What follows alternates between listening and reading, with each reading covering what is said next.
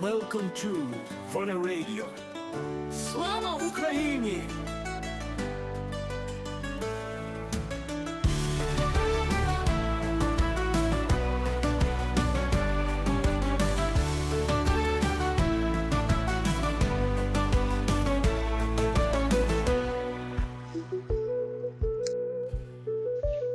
Hello, everyone. Welcome to Voly Radio. We're back on the air with a 3-hour program tonight.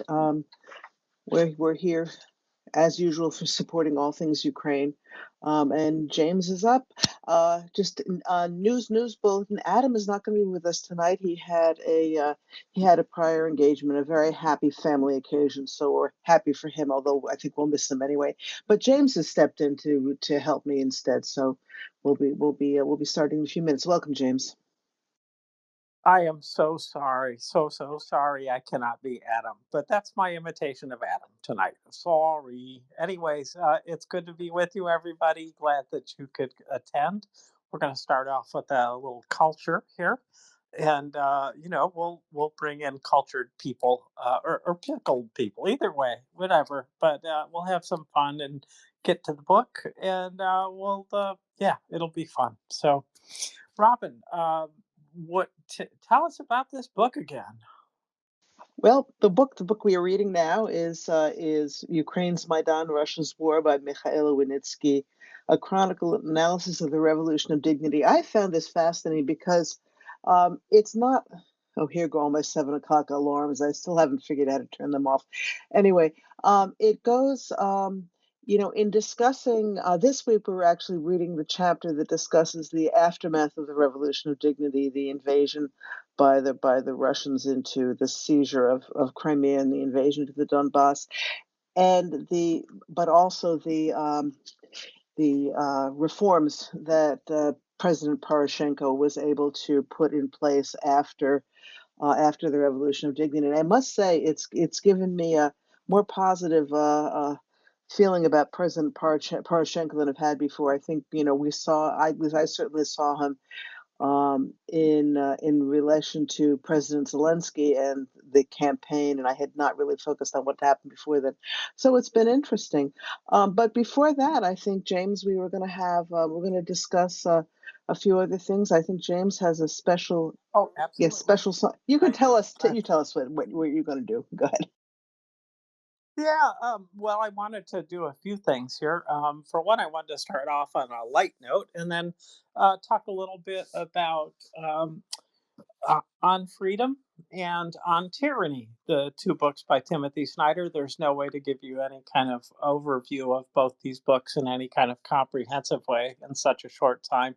But I did want to mention some of the high points. We've got an election coming up here in the United States. And what Timothy Snyder says about freedom and democracy is that this is fragile and it's easy to lose. And we need look no further than Georgia to see how things can be lost. And so the On Tyranny book is really a citizen's guide to how do you handle tyranny when it comes knocking? How do you handle it before it gets there? How do you handle it after it's arrived? And these are things that, to prepare us for our own election, I thought it was really worth mentioning some of this. And the lessons that he draws are from the 20th century. And so, Hitler's name pops up more than once, and Stalin and the like. So you kind of already have some clues about what that looks like.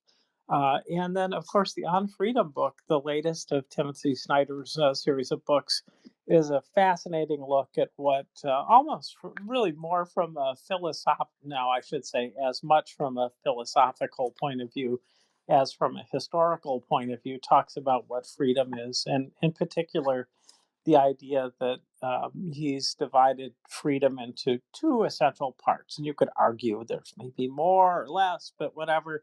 The one part is freedom from. So I am free from anyone bothering me at this point, for example. I'm free from that. But I'm also free too. I could also distract myself. That would be one of my freedoms, or apply all my attention to this conversation, which I will try to do, Robin. But you get the point. Is that there's freedom from things like, yeah, we are free of madmen roaming the streets. This is a good thing. It's not the only part of freedom, though, because am I free to play the piano? Well, I don't have a piano. I really never took formal lessons, and I don't know that I'm free to play a piano. Where does freedom to play a piano come from? It comes from something that I didn't do in part. It comes from this idea that I've had piano lessons. I took them seriously and I practiced and I've got a piano, right? Those are the things that makes me free to do that. And in a larger, more important way, culture does that for us all. And where does culture come from? It always comes from other people beside the recipient. Somebody gives you birth and somebody teaches you, and people, carry on around you, that your family, maybe your friends, other people in your life, and they help shape the world that we live in. And we also are free to do things because there are institutions that are in place and the like. So we'll get into that a little bit more, but that's sort of the primary way he divides it. But Timothy Snyder is very much looking in on freedom and what it really means to him as well. And we hear some of his stories, so I can highly recommend the book. And he brings up some of the real challenges that democracy faces as he goes through this book, and so I'll be talking about some of those. So, but Yeah, before we get thank into that heavy, Oh, well, okay, very quickly, then we'll I was just gonna say, I really have found this book. I'm in the midst of still trying to read it. James recommended to me to get the audiobook, and I've found that easier going somehow. But I was fascinated. But I find in some ways this book is a very Ukrainian book, in that he writes about and he cites Ukrainians he's spoken to too. Ukrainians don't speak about freedom from anything. They don't speak about, well, freedom is when the Russians are not, are not lording it over us anymore. Freedom is not having a war. That Ukrainians speak about freedom to do things, freedom to build a society, freedom to have their children grow up in peace. And Snyder makes a point that I had never thought of before, which is that it's only with freedom to do things that we really can build a society. Freedom from is a negative. But let's get into that later. I just wanted to point out, James, then we'll go on to what that Alexander Dugin has had a there's a tweet of his today, and I just wanted you to know, you might not have realized this. He says he quotes Bishop Vigano, who I'm sure did not say this, but that's all right. That Kamala Harris serves Satan. She is not a woman. She is post-human entity. She is post-human entity from the Gogs and Magogs race. So remember, you heard it here first. If you ever think that the Russians are not completely batshit crazy, go read Little Alexander Dugin. Back to you, James. well, I know that he stood out in the solar rays for too long, or maybe it was the star rays that came from another galaxy that they gave him stronger fiber or something. I don't know what it is, but yes, he's got some wackadoodle ideas. He and the rest of the Russian philosopher gang. Uh, they have some kind of club too, but let's not talk about that. I want to talk about something because this is culture time too. So culture is both old and new, but this is definitely from Ukraine, and this is definitely on the newish side.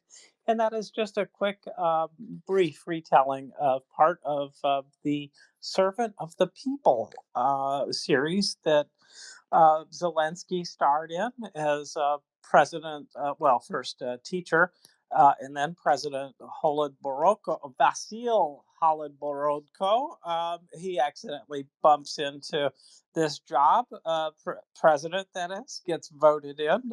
Amazing, surprising, and he learns a lot. It's like he's a good-hearted guy in the show. He's a little bit naive, but he means well, and he's got a lot of good friends. And so, to get to the point of this brief little vignette, I guess he's hired a lot of his friends from his earlier life, and that's not a bad way to go if trust is a major concern for you, which it certainly is in Ukraine.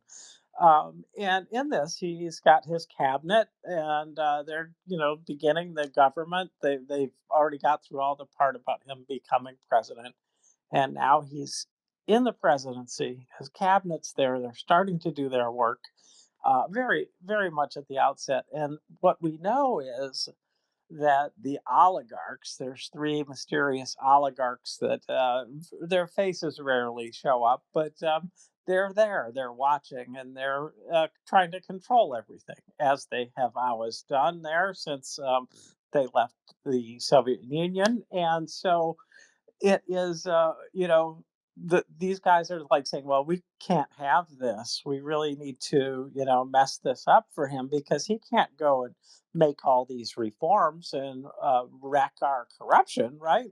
And so they came up with a scheme to bribe everybody on the cabinet. And this is hilarious. Some of the little stories that are in here are the little clips of the different ones and how they react to being bribed, like the guy who's going to be the defense guy. He's just a captain, and he gets put in place over all these generals. And his wife is beats him up practically, and is ready to leave him because he didn't take the bribe. She's like, "You had the golden ticket." They had like a box of money for him, and well, and I won't tell you how it ends, but this is a great story because this is how sort of one of the issues that in Ukraine's development as a democracy that they faced head on. And so this really predates, very much predates when all this work happened, when they actually went after oligarchy and got control of some of the corruption and continue on that. But yeah, there's cameras. This is all set up. They get everybody on film taking the money. They show the money. They're dead. They're all going to be gone because they got all this evidence. And well, no, it doesn't turn out that way. Holland Borodko is a pretty resourceful thinker and comes up with a solution. I will not ruin it, but that is a fantastic scene. And the whole series, folks, is excellent. I really recommend it to you both as a way to learn more about Ukraine. And if you're working on your Ukrainian, then it's also another good way to learn that by listening. And it's just also hilariously funny. Although, Robin, it is a You little know, bit. It's not easy to read all of the subtitles that fast for that's me, true. but And I did. and It was you do know, enjoyable. James, most of it's in Russian, unfortunately. So it's Well, only there's that. in the third season that you get. Oh yes, oh yes. This is well. Uh, Let me just. I'm going to go back to you. Folks, do us a favor and retweet the space so people know we're on. Since we're not on all the time now, it's good to let people know. But yeah, I really advise watching Servant of the People if you want to, one, get a good laugh, and two, get it at the same time, get a pretty good picture of the problems were facing Ukraine when Zelensky was elected, and they're still having to fight with now, and have a good time watching it anyway. Back to you, James. Yeah, thank you. That's a good point. Yes, that is not all Ukrainian that you hear. That's for sure. So, anyways, that was just to start off on a light note, and I think on the heavy side, we just saw what happens when Russia decides to intervene in a foreign country in Georgia, and they've pretty much stolen that country's democracy from them at this point, and we'll see how the West reacts. But I think one of the things that I was thinking about was how will Americans react? How will we react should the very worst happen and Mr. Trump get elected in the United States? And besides its impact on world events, we're all personally faced with a challenge about what do you do if he does, in fact, follow the path that everyone's predicting, which is to kind of go tyrannical and become, the fascist that he seems to be. And this is exactly what Timothy Snyder wrote the On Tyranny book about, is just how to handle this. And so I can't spend too long on it because, gosh, we're already 13 minutes in, Robin. Uh, but Time flies. time flies. Yes, it does. And so there's 20 lessons from the 20th century is the rest of the title. And so I just wanted to go through some of them, not all of them, but talk about it because I think these are all good pieces of advice about how we should react. And so, And I would, unless you have any James, other comment, I please. no, I would just add, this is a great, I'm glad you're doing this. And I would just remind anybody who does not actually have a copy of On Tyranny by Timothy Snyder. We should have one book in your library. This is it. It's a short book. It's almost a pamphlet. It's so short, with very pithy 20 20 20 20 20 lessons ideas, from the lessons, 20th there's the century. word, thank you. Boy, I'm glad somebody speaks English around here still. Yeah, 20 lessons that really, I mean, have made a difference in my life. There's a few things he pointed out that have really is really I've made changes in how I do things because of it. It's very insightful. It's a quick read. It's something you want to go back to again and again. It's cheap. I think I got it for I got a bunch of them to hand out to people. I think I got them for something like $2.50 a piece or something. So no excuses. Go out and get this. It really is worth it. As is everything Timothy Snyder. I respect you, James. And I got you at least the brief little chapter opening paragraphs for you all from Timothy Snyder. This is not a copyright violation.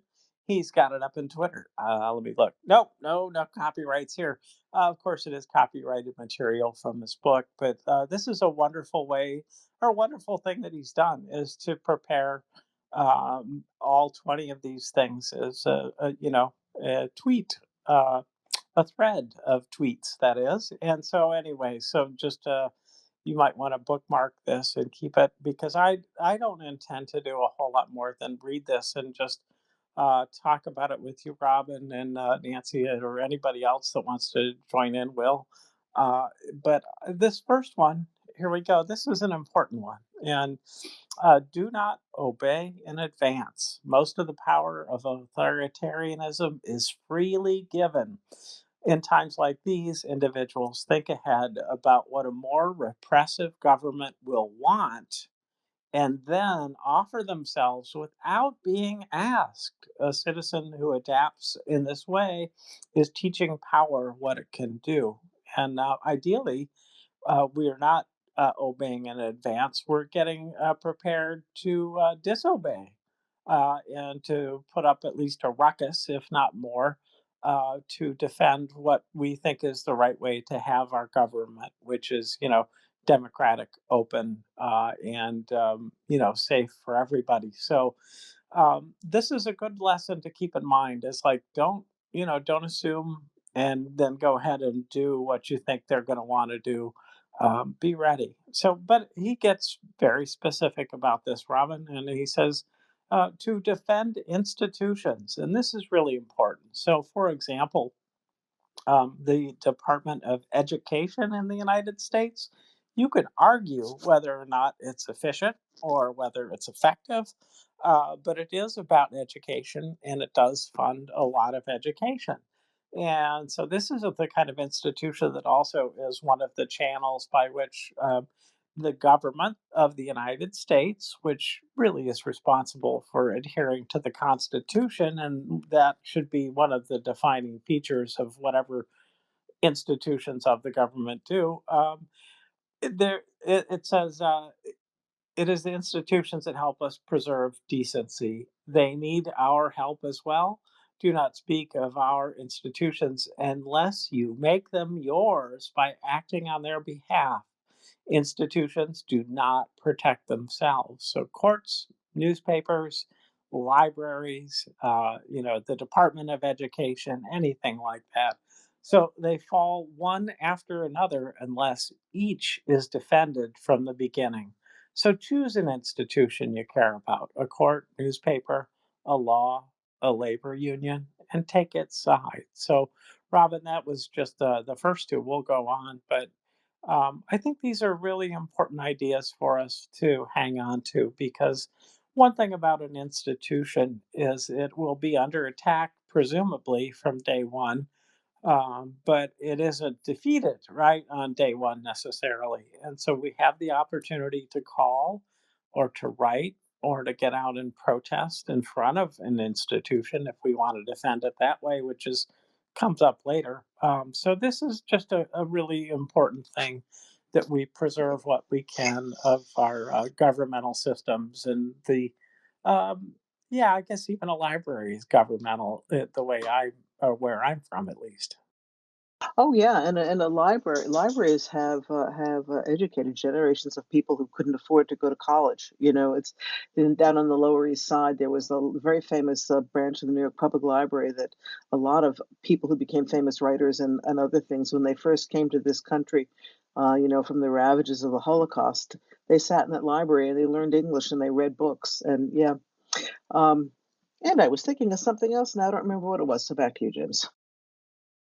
I You'll know what come it back. was. I know what. No, I wouldn't know what it Oh, was. go ahead. There's another institution that we can't give up on ahead of time is the right to vote.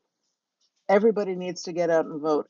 I'm voting in in a state where there's no question what the outcome is going to be, but you know it's my responsibility to get there and vote anyway. And we never know for sure whether that one vote's going to be the one vote. So if you care about a democratic system, you get yourself registered and get yourself out to vote. It's an obligation. It's not only a right, in my opinion. Anyway, back to you, James. That's really important to remember that too. And it's also important to remember that you might get a little blue or perhaps a red little page in the mail that says, here's all the things that you can vote on. And what they mean are offices usually. And sometimes the parties do not affiliate with all of the kind of policy decisions that are out there that are going to be voted on. So, for example, we have something in Ohio, issue one, which is about whether or not we should revise the way that we make districts in Ohio. And so this is incredibly important. Stopping the effect of gerrymandering is so key to better representation, especially since we get electoral votes based on districts. It's just absolutely critical that we do it right and fairly. And of course, it does not happen everywhere. Robin, you'll be shocked to learn that it's not always fair or right. So, but then I started to read the measure and I'd read about it in the newspapers, but I hadn't read the measure before. And I was so shocked by the wording of it. And, the people that sponsor these issues don't write what goes into the ballot. They submit something and then it gets written for them to comply to whatever's supposed to happen there. So the wording was obviously designed by somebody uh, who had a different take on it than those that put it on there. Anyway, point is, You know, my go in knowing what you're going to vote on. Yes, this is a very important point too. I'm just thinking my son is always making jokes about the "I love puppies" ballot initiative, which could be for anything, including let's throw all the Puerto Ricans out of the country, but they call it the "I love puppies" ballot. You have to know what you're voting for because I mean, at least in New York State, I can tell you, and it's on both sides, that these ballot referenda, the titles never seem to have anything to do with what you're actually voting for. So educate yourself. And I would say with those particularly, if you don't know what they mean, don't go voting because on based on the title, because the title is very often meant to mislead. But that's just my take on it, and that's just in New York. Back to you, James. It's not just in New York. Definitely not just in New York. So yeah, so this is just another good step that he's recommending, and no, that we're recommending to you as part of this overall idea that you have to take responsibility for the protection of democracy and knowledge about what's going on, what laws, and all these are important things. So, um, well, here we go. This one after defend institution is beware the one party state. And this is concerning, is it not? Do we have a one party state? Does Russia have a one party state, Robin? I think it's a good question to ask because it is this idea that there's one party, maybe there's five parties, but maybe only one of them counts. And what does he mean by that? And what's the takeaway there? And what is, what does it mean to say it's one party? Because we've got a two-party system, right? Well, and potentially anybody else can start a party too in the United States, but third parties generally are never going to win until we.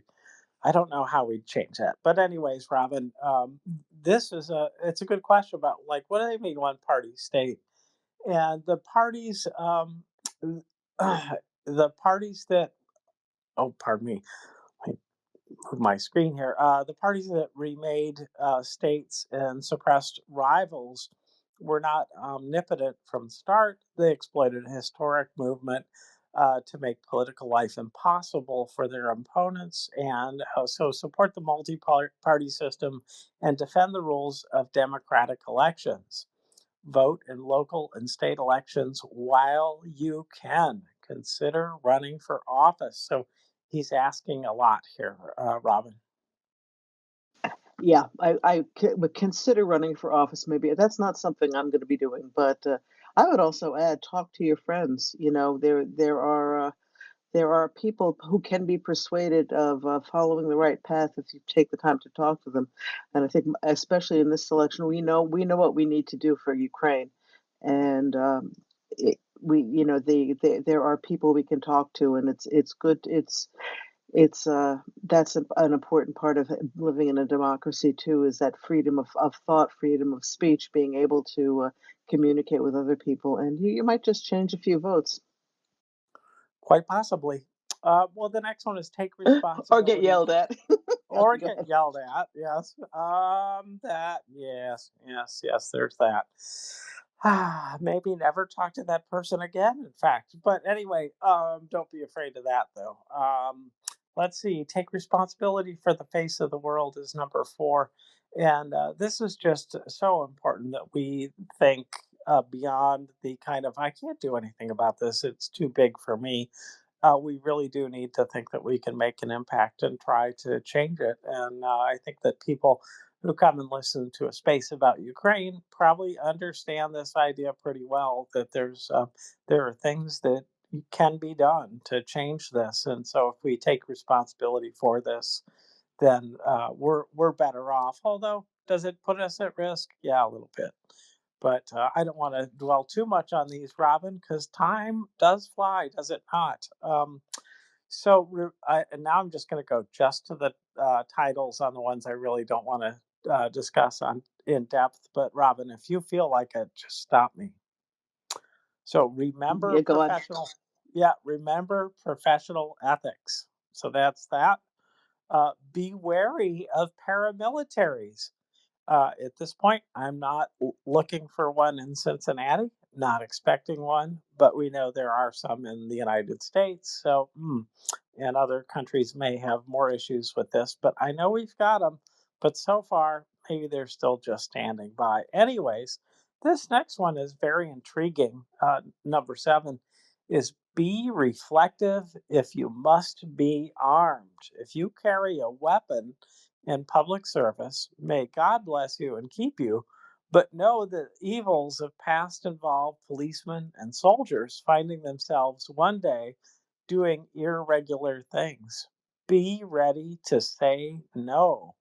So this is not your amateurs that are out there with their pistols and rifles or whatever they've got, their AKs. This is about those people who professionally are carrying weapons, like they said, police or soldiers. And this is really important, and I think Georgia is going to be facing this issue very much. The country of Georgia, in terms of who's going to listen to whom when orders are given, and Trump has said he's going to use the American military, or might, is how I think he put it. I think he was more direct than that, Robin. But anyways, he said he may use the military on American citizens, and this is a scary thought because, of course, that would be illegal, a violation of the Constitution, unless we're at war, and even then, it would be really outside the bounds of what is ultimately legal. But wouldn't be surprised that he would try to do this. So it is good to understand our ethical requirements, our requirements as an employee, essentially.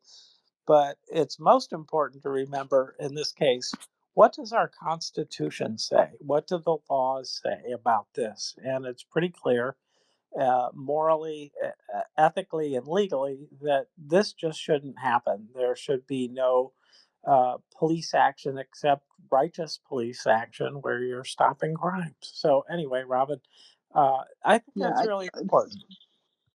I agree, and I think there's another facet of this too that he's alluding to.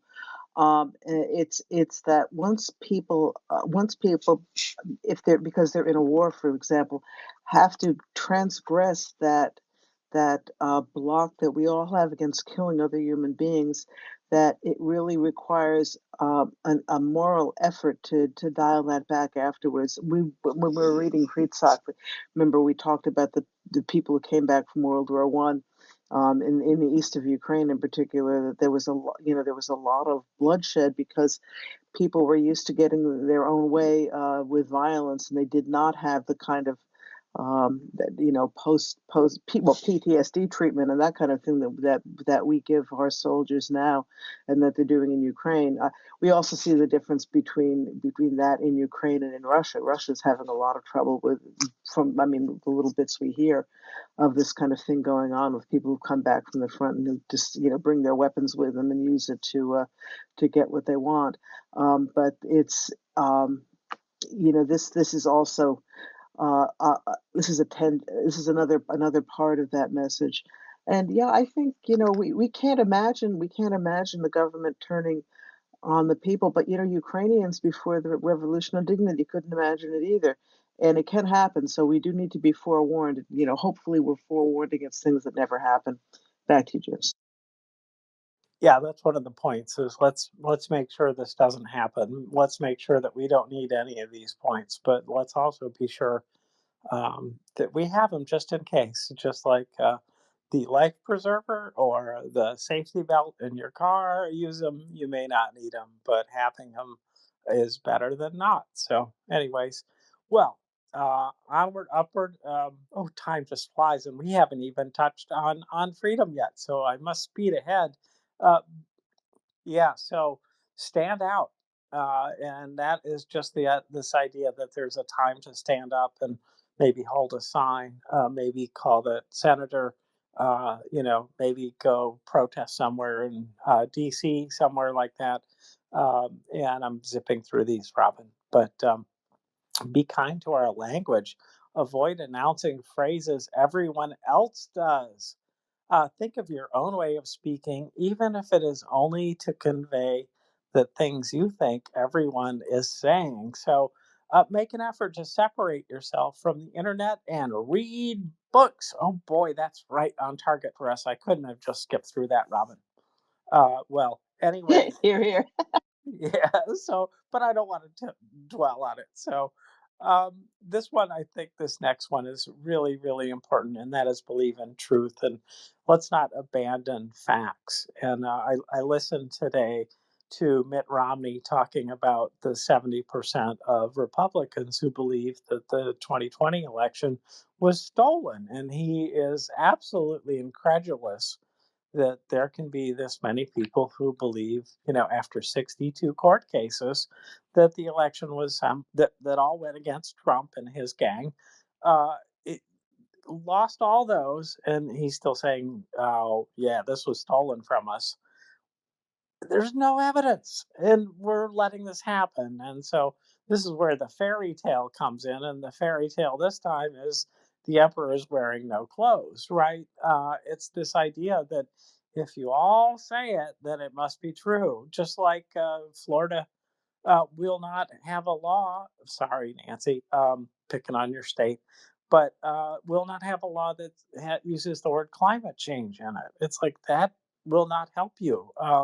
Anyways, but this is an example of this: is we have to believe in what's true. We have to stick to it, and we cannot let fascists do what they love to do, and that is just change the history and move on. Because once we start to do that, it's really hard to come back from. So, anyways, Robin, I am going to keep on zipping here.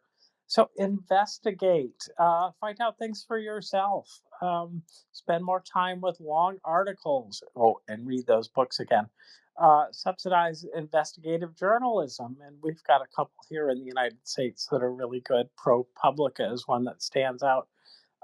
Realize that some of what is on the internet is there to harm you. Really, really, Mr. Musk would never do anything like that. Anyways, um, this is a good one just to remember that there are facts, and then there are lies that are out there that look a lot like facts, and it's really getting harder to differentiate, Robin.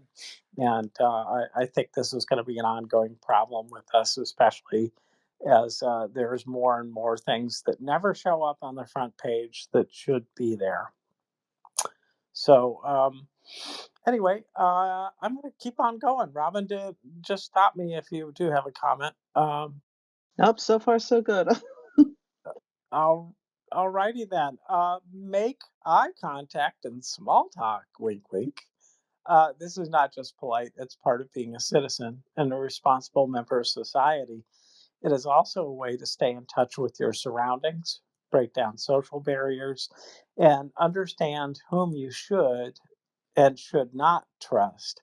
If we enter a culture of denunciation, you will want to know the psychological landscape of your daily life. Now, this is an interesting way to say this, but I think he's got a really good point here because once the fear sets in, and the government, the illegal government, maybe, is going to say and do things that are designed to split us up even more than we are. And so we do need to find ways to trust and also just to break down those barriers and make sure that, Yeah, that uh, we're not being afraid as they would like. yeah, that is a very good point. In fact, I mean, this is something I noticed in a different context when the masks all went on during COVID. People stopped looking at each other as much. It was like it was, and and that was nothing political. That was a necessity. But the that impetus to sort of cover your face and not engage with other people around you can be very insidious. I think can contribute to a lot of loneliness that people felt even when they were able to go outside. Um, but okay, now I again have lost what I wanted to say. Oh, interesting thing. I was just thinking, I tend to be. My kids always used to complain that that I'll talk to anybody if they don't run away from me too fast. And when I'm out on the street here, I always smile at people and say hello. I know a lot of my neighbors pretty well because of that. Because it's, but when I was in Ukraine, I quickly discovered that smiling and talking to people you don't know on the street is a good way for people to think you're absolutely out of your mind. In Ukraine, people don't do that, and it was very funny because I was just so pleased. I was so happy to be in Ukraine. I was smiling from ear to ear the first few days I was there, and people were looking at me like I was completely out of my mind. So just it was just it just it gave me a chuckle because it was reminding me of that. And Ukrainians are wonderful, welcoming, warm people, but they just it's a different way of behaving on the street than I'm used to. So I sort of had to laugh at myself when I realized what I was doing. Anyway, back to you, James. Live and learn. It's another nutty American. Anyway, I can only imagine. But better that than just dead eye, head down look. Anyway, so at least I think it's better. But I haven't been there. Maybe I will pull in my horns, put my eyes down and head down, and walk around glumly. Anyway, but seriously, It's one of the it's other not that bad, James. Okay, good. it's just smiling at people you don't know on the street is a little bit weird. No, Ukrainians are really wonderful, warm people. It's just a different way of behaving. Anyway, back to you. Yeah, yes, I understand. Well, this making eye contact, small talk really goes with the next one, which is practice corporeal politics. Power wants your body softening, your body softening in your chair, and your emotions dissipating on the screen. This is a little forward to on freedom, by the way, because he deals with this screen issue pretty well in on freedom. But anyways, get outside, put your body in unfamiliar places with unfamiliar people, make new friends, and march with them. That's the point. And what really tied in for me from what you said about COVID was that one of the things that we have lost in the United States is our Maidan. When was the last big shindig in Washington, the largest besides January 6th? I'm not going to count that. But when was the last time we had a really positive, super large grouping? Oh, positive. I was going to point out the Nazi rally at Madison Square Garden, but I guess that's not what you well, meant. yeah, positively evil. Yeah, that was positive, sure. But yes, I mean, we really have lost something there, Robin, because I look at this and I think, it would be great if we could get out and march and show our support for our democratic principles somehow. I think that's something that we've lost with COVID, and I don't know that the riot police want to deal with anything that could go badly like that, because it could be huge. Because I'll tell you what, I was there for the Obama, inauguration, and it was humongous. It was just so huge. So many people, so dense, and so much walking to get there. Oh my goodness. They took extraordinary security steps to make us really tired. There's no way we were going to have an uprising because everyone was exhausted walking in. Anyway, kind of making fun of it, but it was absolutely phenomenal. Lexicon. Yeah, I think there was a really huge gathering that was really positive. I guess it would have been the week after, the Saturday or Tuesday after the 26th, so November, early November 2016, that the one after Trump's election, there was a big pink rally. And it was just every American woman and a lot of their accompanying partners who said, "Not my government." That was amazing. That was a terrific rally. Of course, I wasn't there, but I don't know. Almost everybody I know has the T-shirt. My daughter's got me one, so it looks like I was there. But that was a pretty big rally you guys had. Trying to be positive. Yeah, and there Yeah. have been, I mean, not huge rallies, but there have certainly been pro-Ukraine rallies that I've couple I've been to in Washington that are it reminds me of when I was a kid, we had I'm old enough to have been of the anti Vietnam generation. I understand the situation differently now than I did then, but still there's a tremendous power of people getting together and going out together and demonstrating peacefully for something they care a lot about. And our young people don't have that anymore. And it really, yeah, I think getting that civic engagement is a really important thing. So I hope we'll get some of that back. It's a good point though, James and Lexicon. I'm looking forward to it. I was really hoping that Biden would do something big, but it wasn't the time, was it? Really, at the end of or tail end of the COVID. Well, it's never ended, has it? Anyways, it just wasn't a good time, and I appreciate the concerns about public safety, but it is something that we Americans have lost, at least momentarily, and that is just that ability to go. And it's not that we can't; it's just that nobody really wants to go much either. Although um, I will be ready to celebrate if there's something to celebrate here in a week or so, and would love to do that. And of course, I do plan on coming for the 1,000 day large scale invasion day. There's going to be a little bit of presence in DC for that. Not quite the Ah, same. what is the date? Tell us the date of that. I just Oh, wondered. you got me. Well, we'll find out and let people know because yeah, that's something I would like. I mean, Lord knows I can't spend enough money going to Washington. I'll go again, but that's going to be an important day. Yeah. Yes. You can never spend too much money in Washington, especially It's so for. friggin' expensive. It's crazy. Yeah.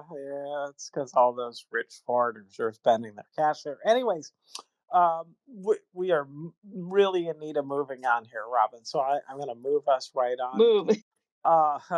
Because establish a private life, that ought to be something obvious. But yeah, protect yourself, protect a part of your life from all the bad things that happen. Contribute to good causes. Enough said.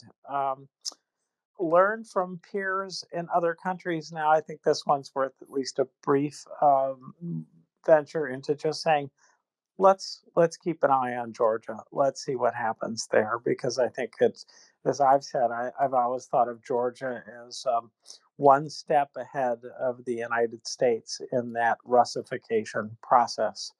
So, anyways, on to this next one, which I think is really important, and I'm worried about some of the implications of this. Listen for dangerous words. Be alert to the use of words like extremism and terrorism. Be alive to the fatal notions of emotion, or I'm sorry, emergency and exception. I don't know where emotion came from. Be angry about the treacherous use of patriotic vocabulary. And I do think that some of the things that Trump uses really qualify along these lines, not exactly these words, but some other ones. And so do listen for those. This one, next one, 18, and we're getting there really quickly. Uh, be calm when the unthinkable arrives, and let's not be shocked or weepy. Let's be ready for the day after that, when there's stuff to do, when we can start to take action, protest, these kind of things, and because uh, we still have a chance to fight. And ultimately, the taking away of our democracy is something we should fight. It isn't patriotic to sit by and watch the values of the United States get eroded away. So let's not forget that. And then be a patriot. Set a good example of what America means for the generations to come. They will need it, and we hope that future generations experience the freedom that we have enjoyed, and the chance to have a democratically elected government. And you can question all of those things, but in fact, that's what we've had for a good long time, and I hope we don't lose it. So, and finally, be as courageous as you can. And this one is so important. So, if none of us are prepared to die for freedom, then all of us will die under tyranny. And do we need to look any further than our main objective of helping Ukraine for this? Not really. But when we think about it as if we're in Ukraine here in the States, or, if the people of Georgia are another example of this, it's like we all need to be courageous and stand up for what's right. This is just the most difficult of things sometimes, to stand up and not be not. It's not that you're not afraid, but to do the things, to protest regardless of the fear that you may have. So that is, wow. We just got through a whole book there. Why don't you I'm guys get impressed. through these other books as quickly? No, there's no way Yeah, that we can. exactly. It took us like 6 weeks to get through this. You did it in 45 minutes. Look at that. Yeah. Well, anyway, I think your book has what, about 18 times more words in it. So, anyways, and a whole lot more references. Anyway, that's that. Now, On Freedom is a whole different kind of book, and really, it's something to celebrate. It's very exciting, but it also brings out some of the dark sides that we talked about. The one point that I thought was tied in there was about the need to have this private life. And so I want to just read a few of the chapter titles of the book because I think these are fascinating. Unpredictability. He spends a chapter on unpredictability and talking about just how important it is that we are unpredictable to our government, to corporations, and I like to think my boss as well. I'll be in at some time. I'll surprise you. But no, seriously, it is something that happens. We get predicted all the time. Our behavior is predicted. We're fit into boxes. We're treated a certain way based on predictive algorithms that may be stupid or smart, but there they are nonetheless, and they're usually used to corral us some more.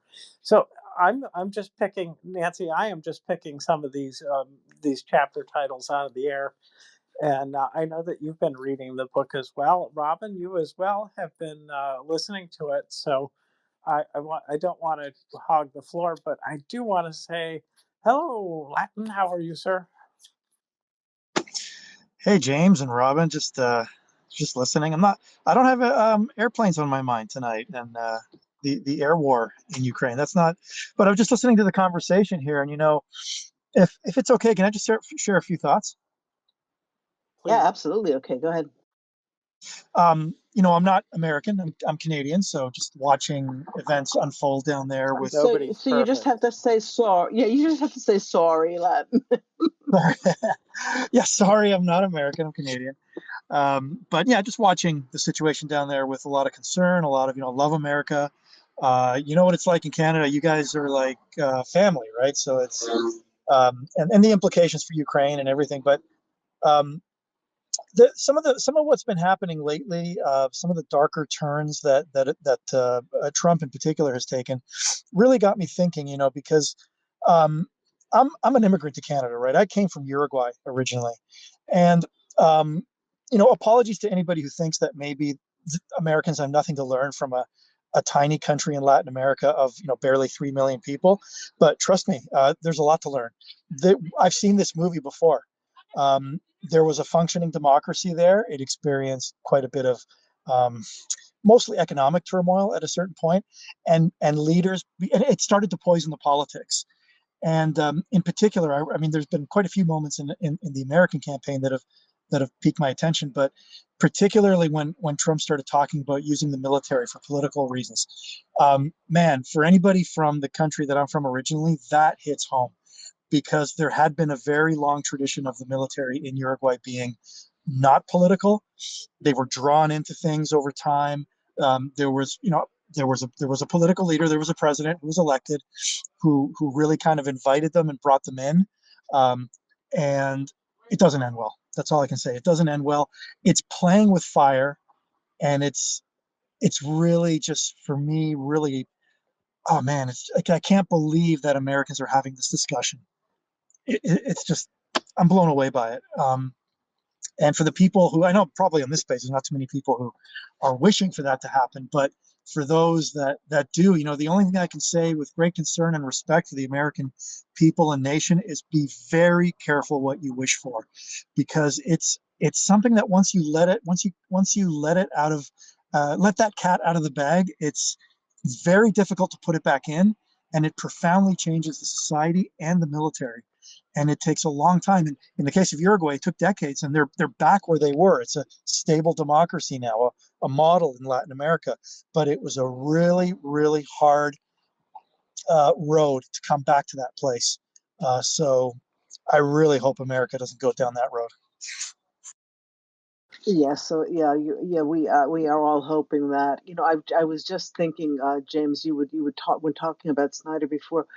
The Ronald Reagan's inaugural speech address. It's this idea is a bipartisan thing. He said freedom is a fragile thing, and it's never more than one generation away from extinction. It is not ours by way of inheritance. It must be fought for. Um, let's see. Okay, I've not got the whole quote. We did not pass it to our children in the bloodstream. So basically, it's as Latin is saying, it's something we have to really protect, we have to really care about, and we have to fight for proactively, not waiting until bad things happen. Yeah, thank you, Latin. That's a very, it's very good message. I appreciate. Yeah, go ahead, Latin. Just one more thing on the subject of the air war, because there really is something that if Trump wins, okay, if that's genuinely the will of the American people, any Americans on, any of our American friends here on the space who are talking to friends who might be leaning and voting in that direction, I would definitely suggest, among the conversations that you could have with them, is if they have any concern, if what they see in the Russian bombing campaign against Ukraine is something that does concern them, if they're willing to at least see that as something that shouldn't be happening, and they have concerns over it, they need to understand that. And this is my opinion. Okay, this is just strictly my opinion, but I know I've heard it reflected. I've heard it's. There are many people who feel this way.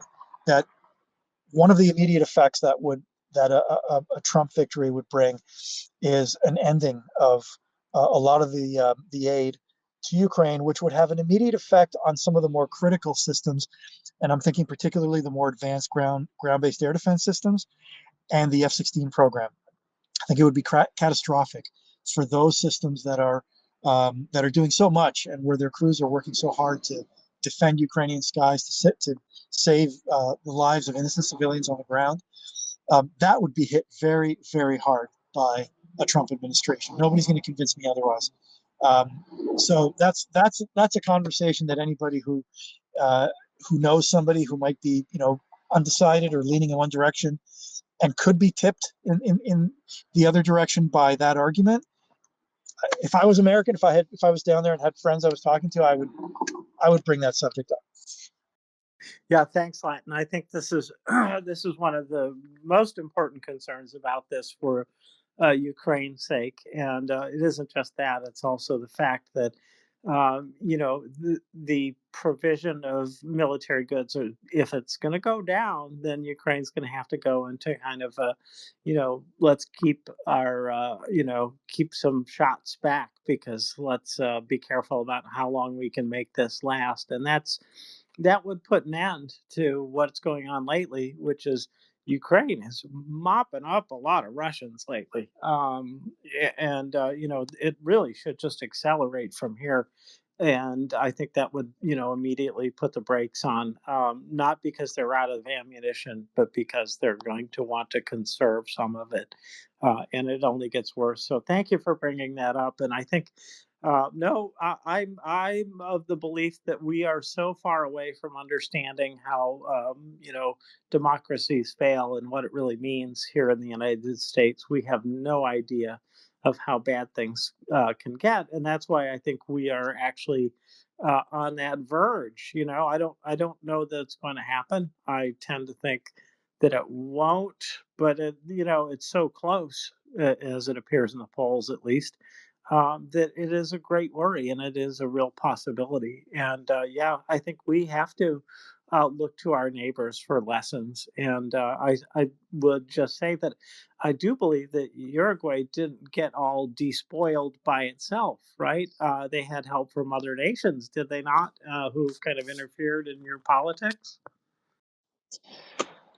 Well, look, that's a point of argument that people there there will always be differences of opinion. Um, I come from my family's perspective, and we weren't privileged people. We were very middle class, but our family, my parents, who lived it and really remembered it, they were always of the opinion that what was happening was internal. I mean, there will always be people who point to the evil empire and the CIA and all that stuff. I really do personally land on that the Americans were helping us avoid a communist revolution. There are more people in Latin America who think that way than you might think. I mean, I find that the the more left voices tend to be the louder ones, anyways. But regardless, post Cold War, the ideology doesn't really matter so much as because if you look at something like Venezuela, they claim to be socialists, but it's a militarist fascist regime. Um, so where we are now doesn't really, like, none of those old labels really matter anymore. The the mechanisms by which a leader consolidates power, and remember, Hugo Chavez started as somebody who appealed to people genuinely. There were a lot of people who liked what he was offering, um, and he wasn't quite as overt as Donald Trump in saying what he was going to do, but he ended up doing it over a period of time, and slowly destroying institutions and consolidating the power of his political party in all those institutions, including the military. That's the one that I watched it happen in, and it was a very gradual process, and kind of like boiling a frog, right? And by the time you realize where this is why I tell people, be careful what you wish for, because once these processes are done, and these political interests are in place, it's really hard. It's a really hard, like in the case of Uruguay, they didn't get quite that far. There was a military government, and they were able to work their way back from it. In the case of Venezuela, apologies to my Venezuelan brothers and sisters, but it's pretty much a lost cause now. That situation has become so solidified and backed up by physical force that there's no immediate remedy for it. And I really pray that the U.S. doesn't end up in anything like that. Oh yeah, thank you, Latin. I sincerely, absolutely. I think we all agree. Even the people who want this, who ostensibly want it, I don't think they have a really good understanding of all of it. I do think many of the crowd there that are following Trump really do want, something akin to Christian nationalism. Let me put it that way. But I don't think that they realize the full implications of that, and that that idea that they're going to be part of the in crowd. When I think there is not going to be a large in crowd in any kind of totalitarian government. It's always going to try to consolidate power and enrich the rich, and so I think we just don't understand in full how how bad things can get. We may think that we'll be fine because I'm white, so it'll be fine. And no, not necessarily so, or whatever the case is. So I don't want to get stuck on that. Well, Latin, thank you for that. Let's go to lexicon real quick, and I see you got your hand up. Can you wait, or no? Why don't you just go ahead, Latin? I'm sorry. Please go ahead. We'll stick with this. Me, Just to finish the thought, if I could, Lexicon, I saw your hand there. I want to hear what you have to say, but really quick, I can't emphasize this enough. That line of inviting, whatever the circumstances, for a professional military to become directly involved in politics, and that's the experience that my family, that I lived.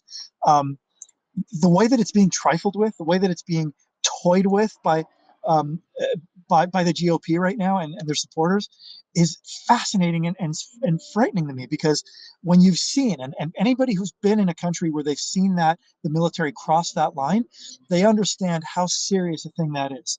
It's not a joke. It's playing with fire. Sorry, I'm probably repeating myself. That's all right. That's all right. It is well stated, and yeah, we should listen. Lexicon. Lexicon. Hello. coming that wand. Yeah, I lived in Thailand for some years. It's like you cannot get that Pandora's box closed, or you can't get the stuff back in. Thailand cannot get the military out of its ruling elite. But anyway, your conversation was making me recall something that I guess I posted a couple of days ago. I had not paid attention to the Nobel Prize for Economics, which I always do. I don't know why I hadn't, busy or something. It was won by three people. Well, I thought it was only two. I looked them up anyway. It was, but the reason I just suddenly looked them up is because I was I saw this photograph of a book lying in the ashes of an apartment in Pokrovsk, of all places, and it was this title, Why Nations Fail. And the caption said that somebody, was reading this book in Ukraine, and that this was written by the winners of the Nobel Prize in Economics. And I said, tiens, tiens, tiens, this is like what? And So I just looked them up in Wikipedia, and I don't know what I posted, but anyway, Wikipedia has a very good article on the book and the other works it addresses, and I'll tell you a bit, and controversies and so on. But the book Why Nations Fail, it does. Their main focus is on the institutions that we build, and that countries with functioning institutions that allow political sort of heterogeneity or multiplicity, that allow a lot of debate and difference and so on to exist, like a kind of Christmas tree or a multicolored beaded something or other. I really cannot remember much at all of the language, but I know that that the discussion that they bring up there, the very apparently the books are the people's names were Asimoglu and Johnson. Let's see if I can pull this up at the same time. Simon Johnson. No, Johnson, I didn't see them talking about. James A. Robinson and Darren Asimoglu. And maybe Johnson didn't take part in that particular book, but has some related theory. But anyway, they take up, for example, theories of other people like Jared Diamond, who focuses on the geographical endowments, and then I'm sure lots of the other big theorists in economics. But I was just intrigued that was one of them. But I think it's just your discussion of yours and Timothy Snyder's. I always remember from when I first read on tyranny, his discussion of how our institutions will not protect us. We have to protect them. But at the same time, these institutions are these locations where debate and learning and democracy take place. And it always makes me also, last point, think about the idea that many of the revolutionary movements have been very good at kind of seizing, like defeating the corrupt tyrannical power, but because they showed up in the places where that was the weakest, or maybe that's goes along with it. They were not, none of them turned out to be any good at building the institutions of democracy and political pluralism. And what we see, let's say, in our European centric world is 500 years or something of the evolution of democratic institutions, including favorites of mine, which are trade unions, labor unions, which protect our individual rights, that give us our freedom of assembly rights. I find I argue with leftists here who think, oh, our collective rights are far superior to this individual rights nonsense. The point is that all collective rights are founded on the right of all the individuals to meet and create a collectivity. And so I think that some of those notions are not understood by a lot of people who want to make change, who want to be progressive, but understanding the dignity of plain, simple, liberal, human rights based thinking, and not understanding that. And you get this out of the pseudo leftists, the tankies, and so on. Well, certainly I get it out of the tanky Quebec Solidaire types who want to talk about their superior collective rights. And I hear that in Europe. I hear it in France a lot. The kind of tyranny of the majority against permitting women to wear scarves, headscarves, and so on. It's odd marriage. Anyway, that's a bit irrelevant. But thank you for the discussion about institutions, and I think it is a big contribution of Thomas Snyder's.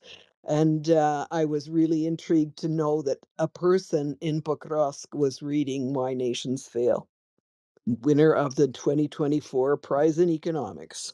Thank you. Thank you. Interesting. I didn't know those things. Fascinating, really. Well, yes, we're talking about on freedom, and Nancy, you probably have a good contribution. Please. Yeah, I know. I was looking at some of the different areas that I had highlighted in the book on freedom, and I will say I've got both the Kindle version and the audiobook version, and I also do recommend the audiobook version because this is a book where, you know, in many of Timothy Snyder's books, he focuses on timelines and philosophical ideas. This book has a series of vignettes effectively, and they they move through time in very unique ways and then all come back together, and ideas and concepts and personal memories and experience gets woven into the story in ways that can be a little bit jarring to read, but flow and make complete sense about the whole being that is Timothy Snyder and what he's trying to tell us. It makes so much sense when you hear it and then go back and read it. But I wanted to pull out just one paragraph from it because it definitely dovetails into what Latin was talking about and what lexicon was talking about. And it's in the vignette about two-thirds of the way through the book on divisions. And he says, "You were not born free, but neither were you born to be a vessel of lies. Your destiny is neither subjugation nor automation. You can evaluate, transform, and take responsibility. Declare yourself free.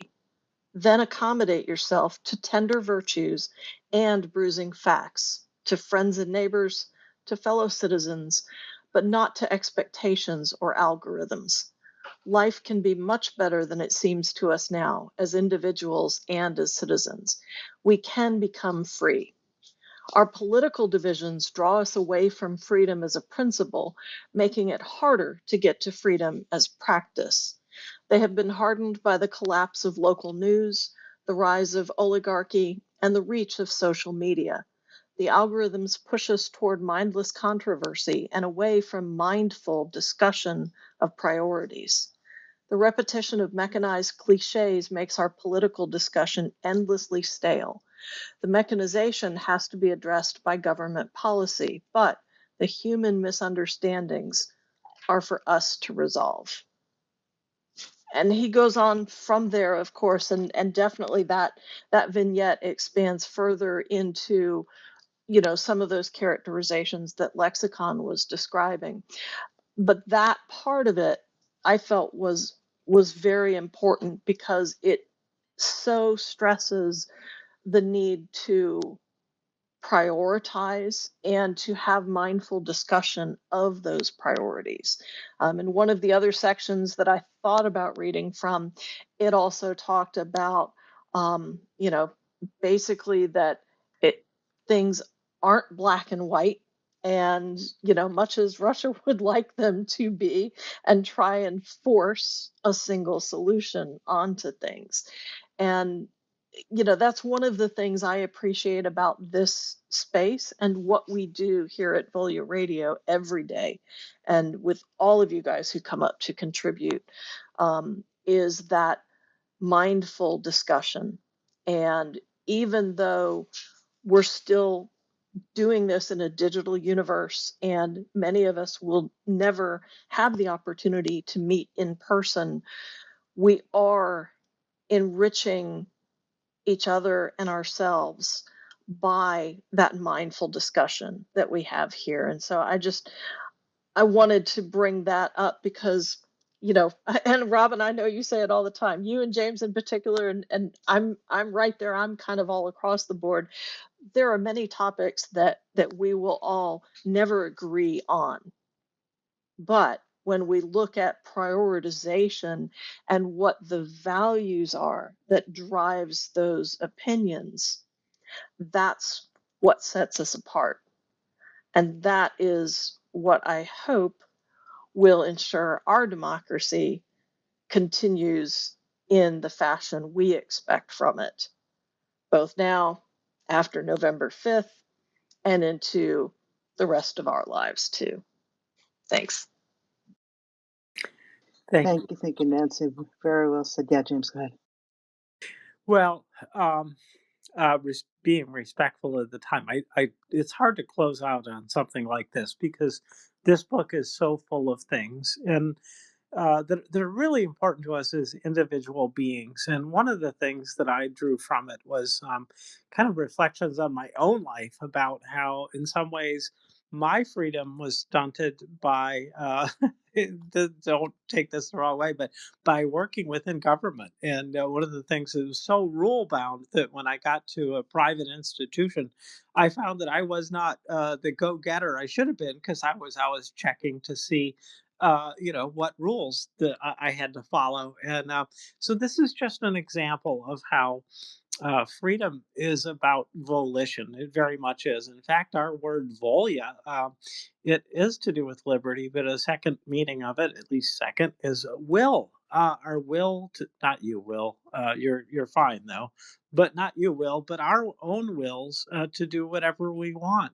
And we find that, people who have been usually this is a stereotype, but still I think holds true, but who've been locked up for a long time lose a lot of their ability to go about and be free. And one of the things that Timothy Snyder in very insightfully says is that a lot of freedom is about this being having enough courage to admit something like, yes, I also like to play gin rummy or whatever it is, and it may be something that other people might laugh at.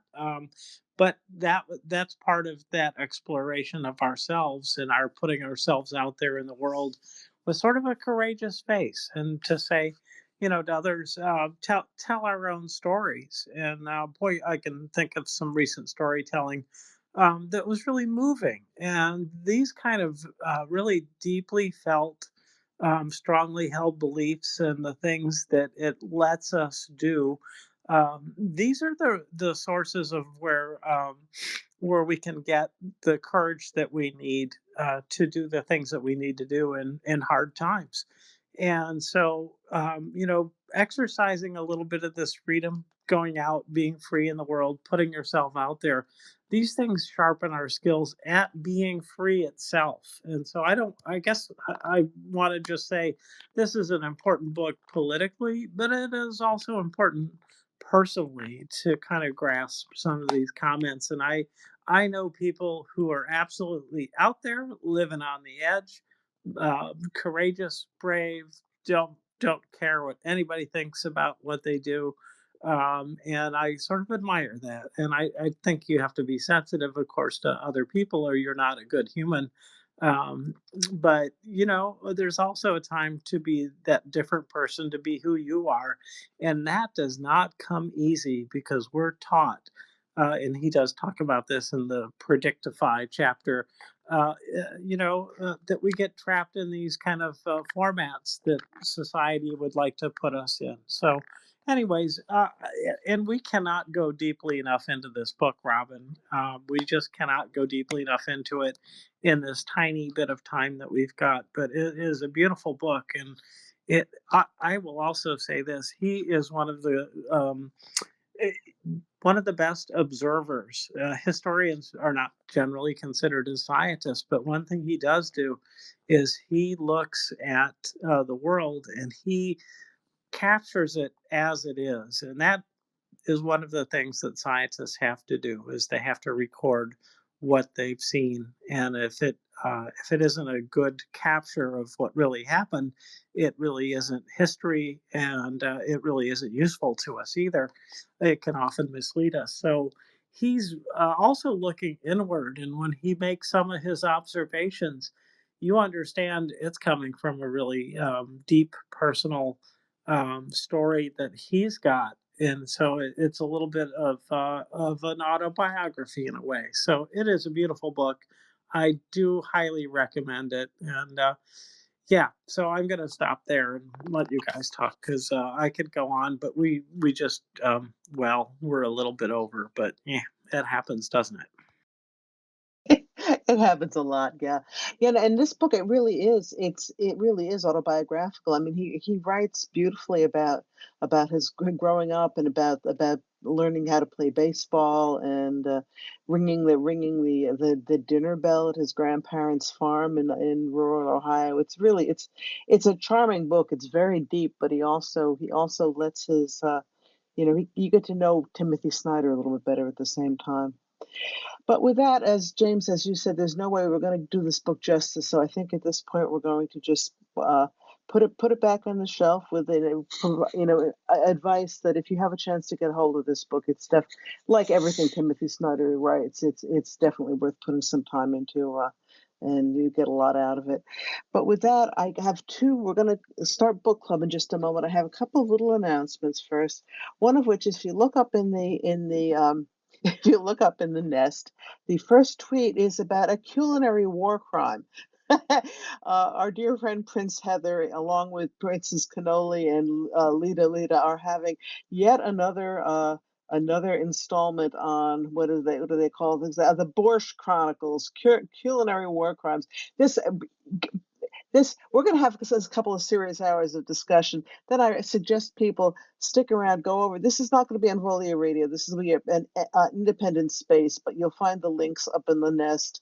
And I've retweeted this in on my feed if you need it. You get the link, go over. It's really a lot of fun. And as somebody who loves borscht, it's an absolute horror sometimes. But anyway, so as I said, we're going to have a couple of hours of serious discussion, and then you can have a really good time with Prince Heather and Lita and Princess Cannoli afterwards on the Borscht Chronicles. Yeah.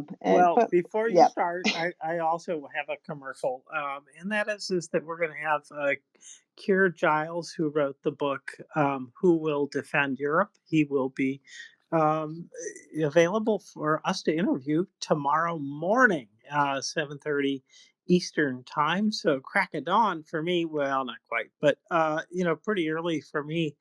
And so John and I will be doing the interview, and a couple other folks have agreed to also ask some questions. So this is a fascinating book, a little bit frightening because it's not what we'd like it to be, the situation in Europe in their readiness for what is absolutely coming if Ukraine should fall, and that is an advance into somewhere in Europe. So I'll get the card up here.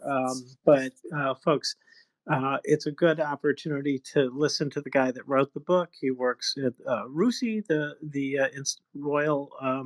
Oh my gosh, I've forgotten, but it's Chatham House, right? This is this long-standing group that looks at policy issues, and he's essentially a professional Russia watcher, and so he's written a couple other books.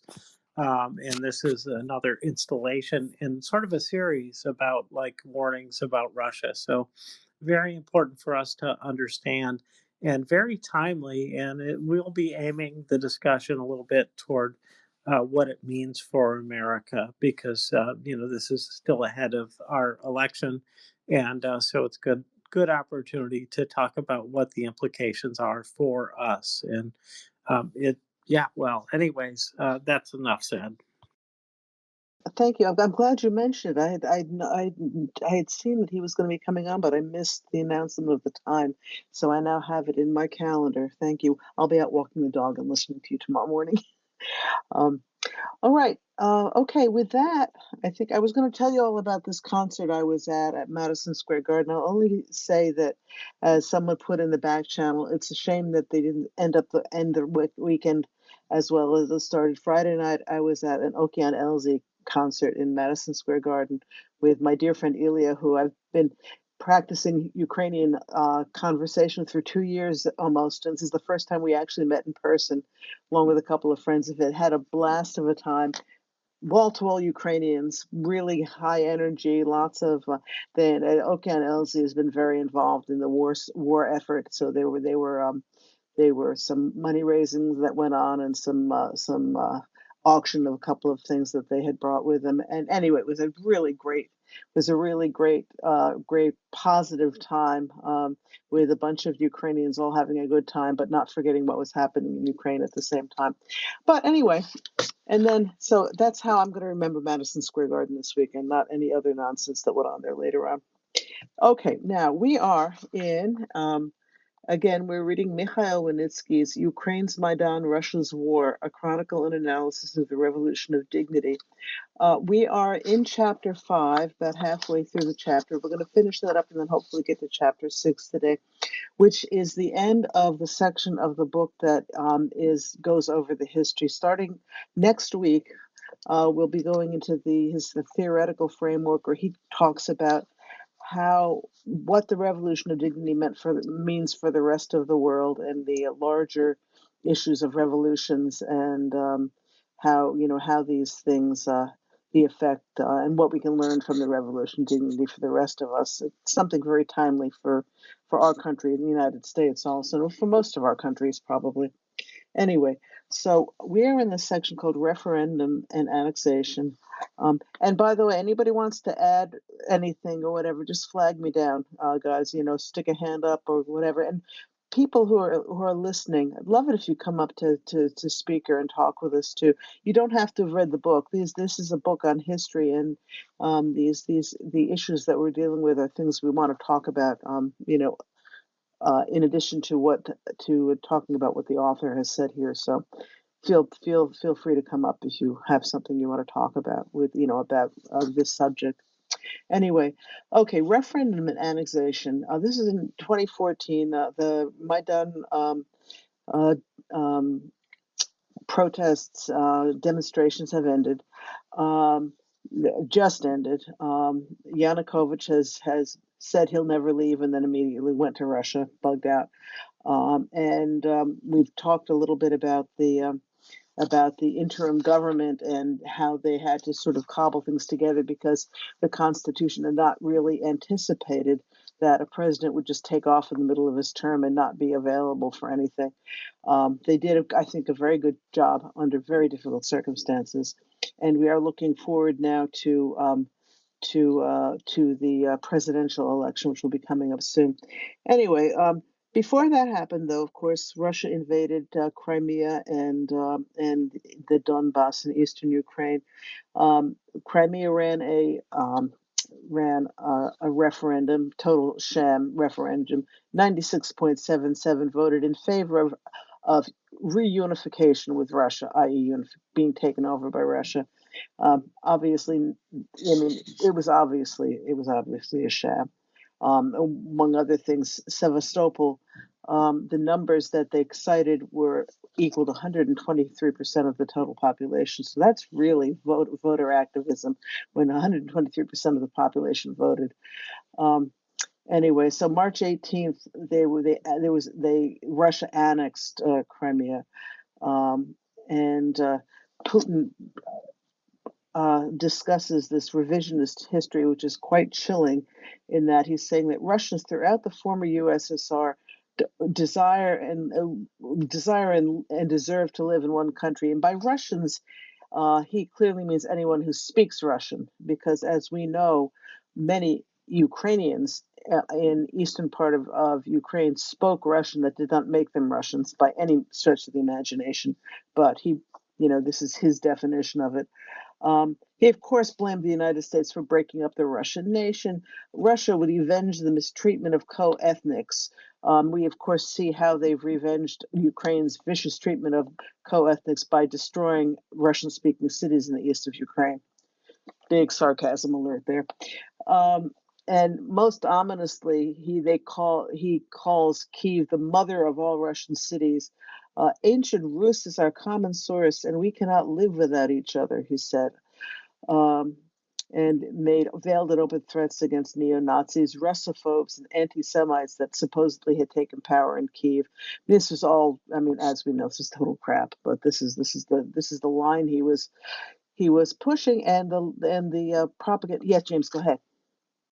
Yeah, I was just going to say some of this is reflected in his essay as well. Some of these same themes are in Putin's essay. The common historical unity of Ukrainian and Russian people.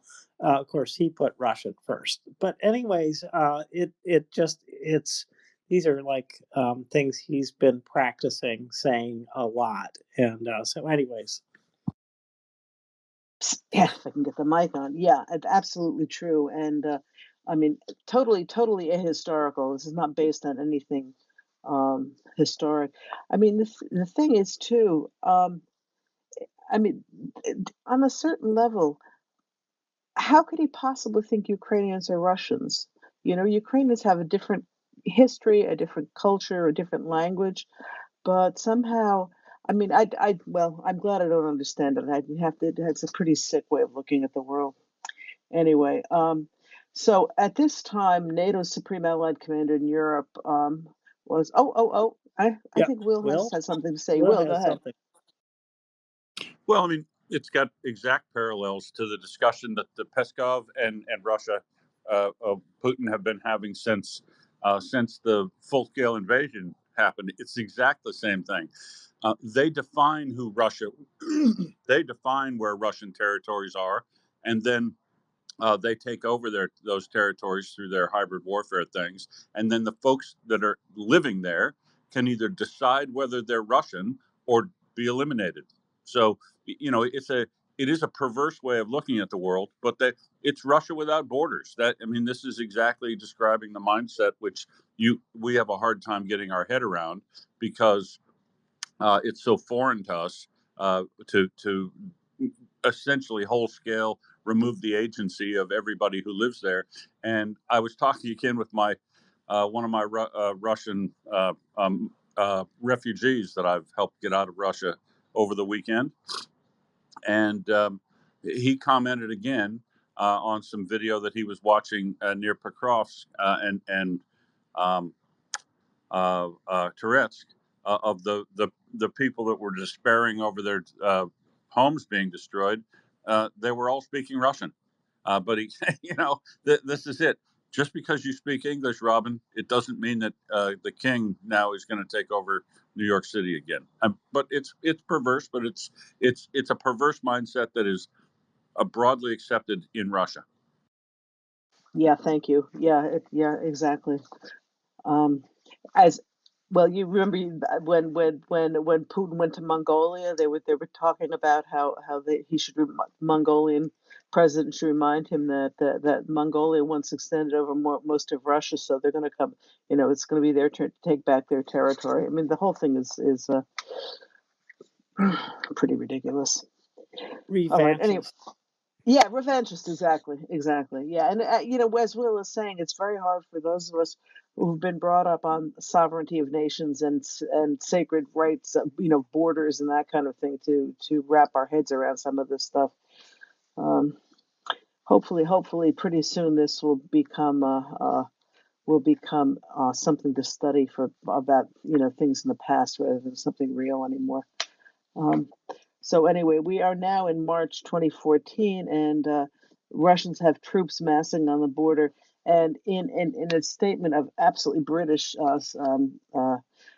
subtlety, Wynnyckyj says Ukraine could not continue the policy of extreme restraint that had been exercised in Crimea. Yes, I guess in other words, not fighting back, basically, for out of necessity because the Yanukovych had pretty much destroyed the military. But anyway, so at this point, we're up to the section called "Rumbling in the East." There's unrest in Donbas for greater autonomy and against the coup d'état, as they called it in Kiev. Now, a lot of this stuff is not coming from Ukrainians in the Donbas. A lot of this is coming from Russian propaganda, which I think our author does not perhaps emphasize as much as he might have. But one of the things I've noticed about this book, especially this chapter, is he was writing in, I think, 2018. So there are things that he says that were true at the time, but, either things have changed or we have a better understanding of what was going on. So it's just interesting. Well, and as we get into the next chapter, I'll point out some of those things that have changed from the time that he was observing them. So anyway, they in April, the Donetsk People's Republic and the Luhansk People's Republics were both declared, and the involvement of subversive from Russia was obviously very likely. He says, I think it's been pretty much established. One of the interesting things is that, one of the things that makes it more likely had been the case was that the anti-Maidan protest had pretty much wound down by this point, but all of a sudden they ginned up again in order to have these two so-called republics declared. On April 7th, and this is interesting, April 7th, I didn't know this, they tried the same thing in Kharkiv. They tried to make a Kharkiv People's Republic, but it didn't work because it didn't have the key elements that they needed in order to do this, that they had in Donetsk and Luhansk. Is they did not have tacit agreement, if not support of local elites. There was not there was in Kharkiv, there had been a lot of pro-Maidan activism, unlike in these other two places, and they did not have significant imported manpower from Russia as they did in Donetsk and Luhansk in order to push this through. In Kharkiv, both the mayor Hennady Kernes and the former Oblast governor Mychailo Wynnyckyj refused to support separatism, even though these two had been Yanukovych loyalists. But being a Yanukovych loyalist did not mean you wanted to sell your country out to Russia, obviously.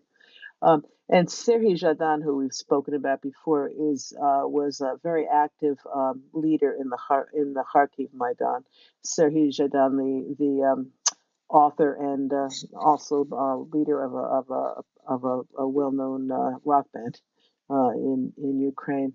And here I have still some notes from Adam, although he's not here this week. Let's see, what does he say here? That was one of the things that happened was that when Yanukovych showed up in Kharkiv, he showed up to this conference of Kharkiv and of Luhansk and Donetsk, the Russian influenced areas in Ukraine, and this mayor and Oblast governor told him not to speak, that they couldn't guarantee his safety in Kharkiv, which shows that there was more. There was more. It would have been harder to try to push through one of these sham people's republics. And the one last thing, the new Minister of the Interior, Arsen Avakov, who was a Kharkiv native, had in the meantime beefed up security at the border crossing and brought in loyal troops from Vinnytsia, since he wasn't sure of the local police. So the Russians were not able to infiltrate into Kharkiv to the same extent. In Slovyansk, the opposite thing happened. This is where Igor Girkin was, Strelkov. There was support from the mayor, and Slovyansk was taken over by the Russians. It was not retaken until July of 2014. So there was different things going on in different areas. Okay, let's see. Okay, in April 13th, it was start of what they called the anti-terrorist operation on behalf of the Ukrainian government to take back Donetsk and Luhansk Oblast. Wynnyckyj says they were surprised by significant resistance from the local population. This I am suspicious of a little bit, because I think at the time and for some time thereafter, there was an assumption that a lot of the resistance was from native Ukrainians, when in fact there had been a lot of infiltration from Russia. So it may have been more of that than what they thought at the time. One of the things they do point out is that in Kramatorsk there were videos of militants, supposedly local militants, but when you heard them talk, they used slang that was straight from the mob in St. Petersburg, so they clearly were not local people. Anyway, okay, moving on now, and got to May 2nd in Odessa. This was a well-known incident. There was a massacre that was deliberately instigated by covert Russian operatives. The pro-Russian thugs, many who'd been imported from Transnistria, which is very close to Odessa. They ended up retreating to the trade union building when they had tried to gin up demonstrations that they had been opposed by a lot of native Odessans. They ended up in this trade union building which was lit on fire, and there were 47 deaths. What they found was that the walls of the building had been laced with chloroform in previous days, so there was some intention to have this happen. The plan was apparently to have the death of so-called peaceful protesters blamed on Kiev to initiate a wave of separatism.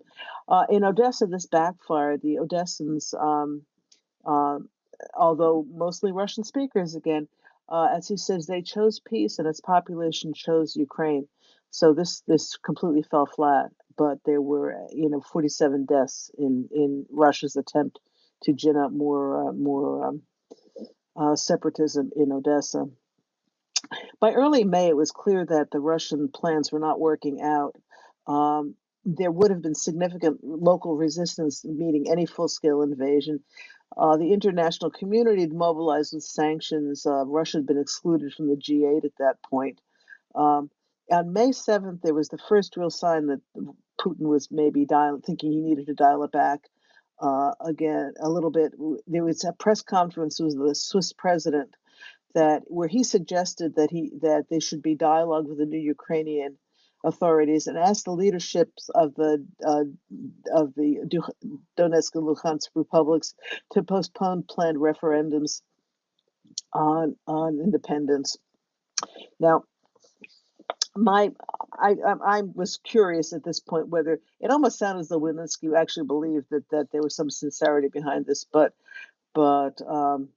yeah, as Adam said here, he thinks that Wynnyckyj is writing in a way to get through to a less pro-Ukrainian audience than maybe we are. So what he says is what he needs is some of that subtle Ritsak style and wit to send us a wink. Anyway, I think that's probably true. Lexicon, go ahead. Yeah, I marked this. I wondered what you guys, what people thought about this. Like, to me, why would Putin do this? Now, Wynnyckyj says that he's already been kicked out of the G8 and all this stuff. But, I mean, they've held this meeting. He loves this sort of thing. All these foreign ministers and Russia, the US, EU, Russian and Ukrainian foreign ministers. That's in mid-April. And yeah, he makes this, so he calls on them to postpone these referenda. But all I figure is that he decides now, I don't know why, but in the face of all these conflabs, that he can make it look he's going to try and make himself look good while at the same time obviously controls all the information that his green men are getting through all of his network, and that he's just having them carry on because they did not slack off in the fighting really at this time. Like, I don't think anything um, reduced, except that they didn't hold these referenda, but they then held them. Oh yeah, so they do call for these declarations of independence and stuff, and hold these referenda. But yeah, I just wonder what people think. Yeah, I found it sort of sticks out like a sore thumb, as one says, and I don't buy that Putin was in any way moved by this meeting he had with foreign ministers. I don't know what other people think. I don't I'm think on so this. either. Yep, and I I don't either. really doubt it. Yeah, I'm as skeptical of Putin having any kind of change of heart or being affected by somebody else as, sorry, Mike Johnson. Yeah, I just don't trust him. Oh, James. Oddly enough, they go ahead and hold them anyway. So it's like wink, wink, nod, nod, say no more. Back off, guys. Don't hold these referenda. Know what I mean? Yeah, Nothing else. exactly. Although he does say, Wynnyckyj says even Russia didn't accept the plebiscites, and I'm not so sure about that either. Yeah, this is, as I said before, this book it suffers a little bit from the fact that it was written I mean, it's not that many years ago, but it's like a lifetime away in some ways. So anyway, but yeah, it's interesting. Yeah, I don't believe Putin's sincerity for a second on anything. I mean, I think you have to be crazy to think that he ever says anything, he's ever truthful about any of his You motivations. know, But I yeah, think that every year, every month, every week peels away more and more of the sort of remainder, the shreds of any reason to believe anything out of Putin. So he's writing 4 years after the events, and he's come to be as skeptical as he got to be by then.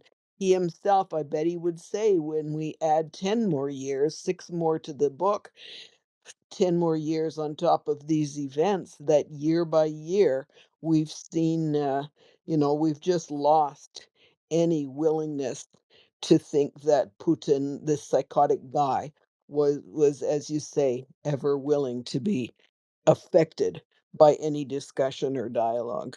But it took all those experiences of all of these years and months and weeks and days to see that. Just when you don't think it could get any worse, it gets worse. That's yeah, really clear. It is getting worse and worse, and he is not apologizing for any of the things. He's not making any excuses anymore. He is just conducting this awful genocidal battle without any justification, of course. And he cares less and less. And I think he has, unfortunately, the support of the Russian people behind him. And that's one of the strengths he's got, is that he, even though you have to wonder how long will that last given the deterioration of conditions in Russia. But maybe when you start out awful, uh, terrible, it doesn't look so bad. I don't know. yeah. I think this is. I think it would be interesting for me. I was just thinking that I would love to have Wynnyckyj do a second edition of this to see how much his thinking has changed in the last few years. Um, but I think that he suffers from what a lot of people suffer from in dealing with the Russians. Is it's hard to believe that they are as duplicitous as they are. We're just not used to people, lying with a straight face and having no compunction about it. And so it's taken a long time for people, and a lot of people don't get that about, they assume that if Lavrov or any of these guys says something that they assume it's true unless they see otherwise, when really it's safer off assuming it's all lies. Um, all right. So, Much anyways, safer. Well, excuse how me. about if I go through this governing after Yanukovych section? Oh, that would be great if you would. Yeah, go ahead. Good. Yeah, okay. I'll give it a try. So this is there's an election coming up, and there's some immediate crises, especially the budget. And I mean, this was pretty extreme. We've got a lot of debt in the U.S., but they had other kinds of problems financially, and things were mismanaged. And the national treasury had gotten down to just $12,000. Now I don't know how many coin that is, or hryvnia that is, but that's not a lot of money for a nation the size of Ukraine. So they really are in trouble. So there was nothing to pay the state employees, to provide the military with the kind of equipment that they needed. No health care, no pensions, no education. I mean, they didn't have any money whatsoever. So it was really hard on this, and there was also you'd hope that other people would come to the support of Ukraine at a time like this, but they really needed a lot. They needed it quickly, and so they didn't have Western partners at the time to help with this kind of thing. So what did they do? Who's got the money? Well, oligarchs got the money, and that's what they had to do. Is they had to work with them. Ihor Kolomoisky, and let's see. Oh boy. Anyways, Call it Dnipro.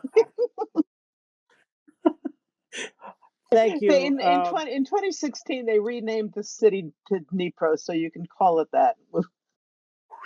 Okay, good. Anyways, well, a bunch of very, very, very rich people, and they were Well, at least they replied, right? And it was it didn't ultimately, they had to deal with oligarchs, but at the time, it's what they had, and that's all they had, pretty much, in terms of backing. So, but backroom deals, there were definitely a lot of backroom deals that were going on, and the oligarchs who lived, one guy, Dmitro Firtash, he actually lived in Austria to avoid prosecution, and Yanukovych had one of Firtash's business partners. They had a role to play in this too. So these guys are snaky. They're really out for themselves. But what else, Robin, could they do at this time? In terms of getting money, cash on the barrelhead, as they say, to pay for all these things, because they needed everything at once. So, Yeah, that's and exactly right. In fact, they were very fortunate that the oligarchs were around and had all this money that, for all the horrible things that these people did, Kolomoisky, who I mean, figures in a lot of terrible things, but he really poured a lot of money into putting up militias when the military was gone, and also in propping up the economy after. I mean, can you imagine at $12,000 in a country that's bigger? I think it's bigger than France, isn't it? I mean, and why was there no money there? Because of mismanagement, and also Yanukovych and his thugs had stolen the country blind.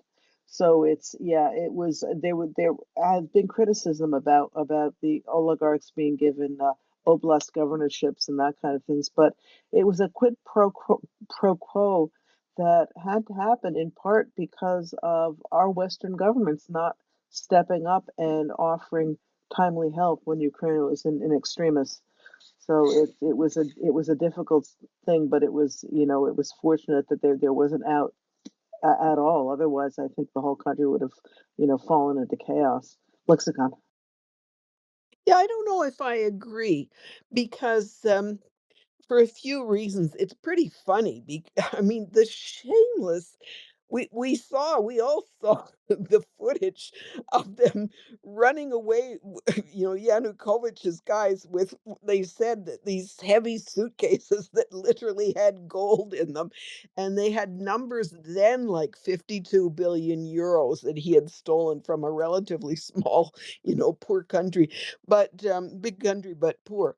But it is so much like servant of the people. You got to, well, what I'm saying about alternatives is that we have seen countries go into really crises, and what they decide to do in a transition period is to have a technocratic government, and you get some of these wise guys. You get famous economists from your big universities, and I don't know, various engineers and so on. And they have these. We know now that Ukraine has got tons of brilliant people. And look at the people who headed their University of Economics, and as well as Kiev Mohila and all these. But anyway, I've seen other countries like in Bangladesh, the prime minister got forced to resign by all these student uprisings, and they brought in a technocratic government. I've seen a number of countries. It happened at one point in Sri Lanka.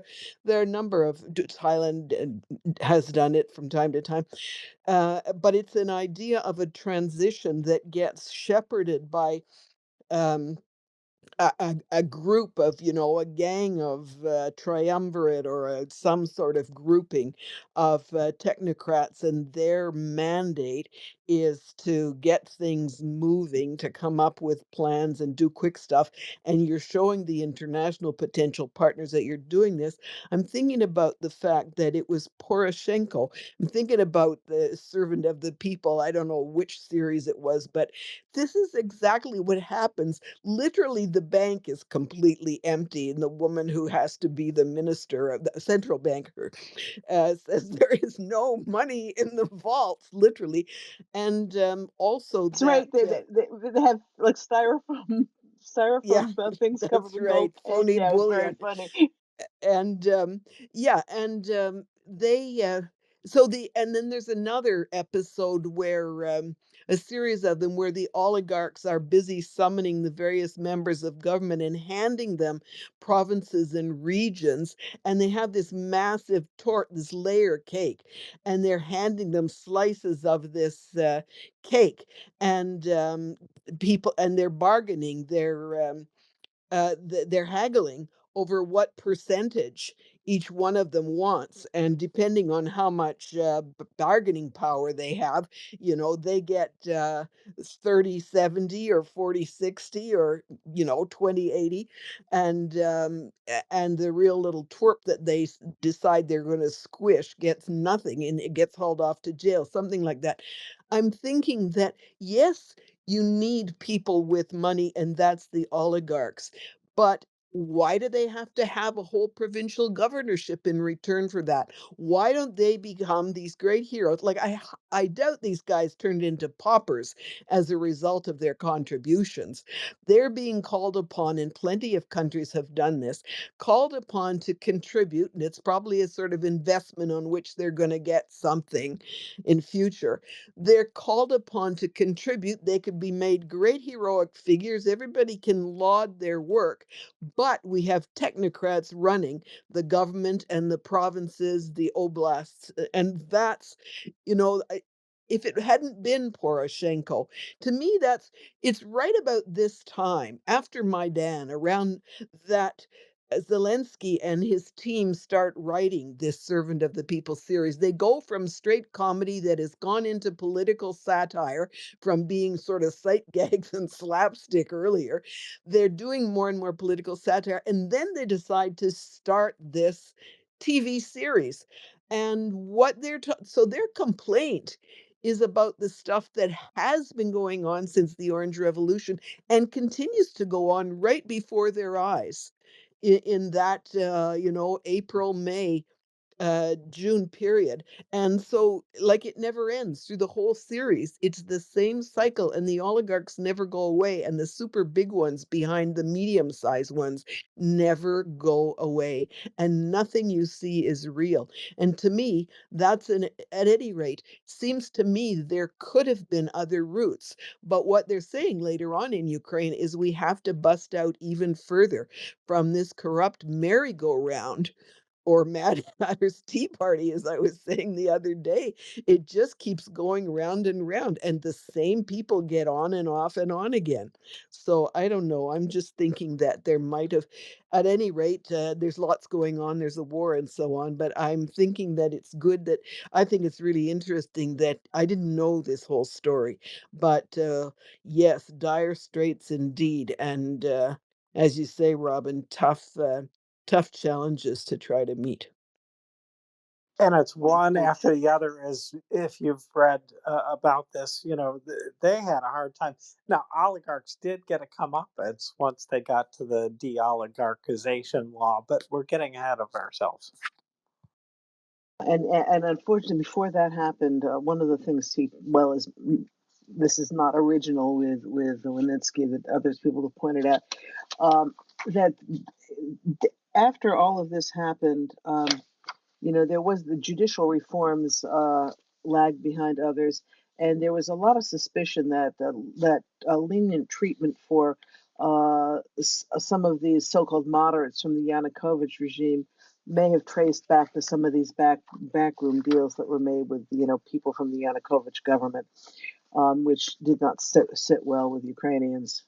Um, so after the Maidan reform had become the dominant discourse, um, their new leaders faced problems with incompetent in-post civil servants and/or mass vacancies.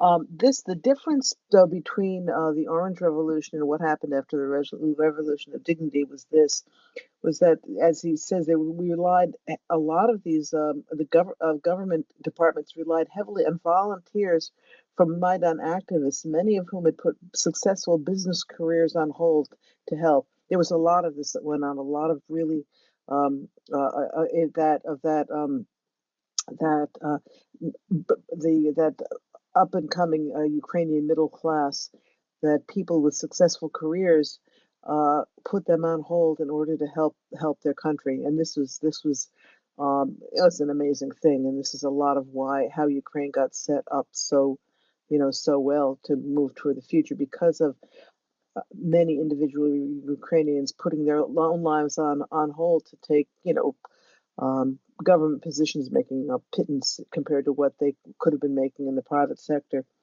So the financial help still from the West was critical, but it was clear that that was not going to happen until the legal questions surrounding the legitimacy of the new government could be solved.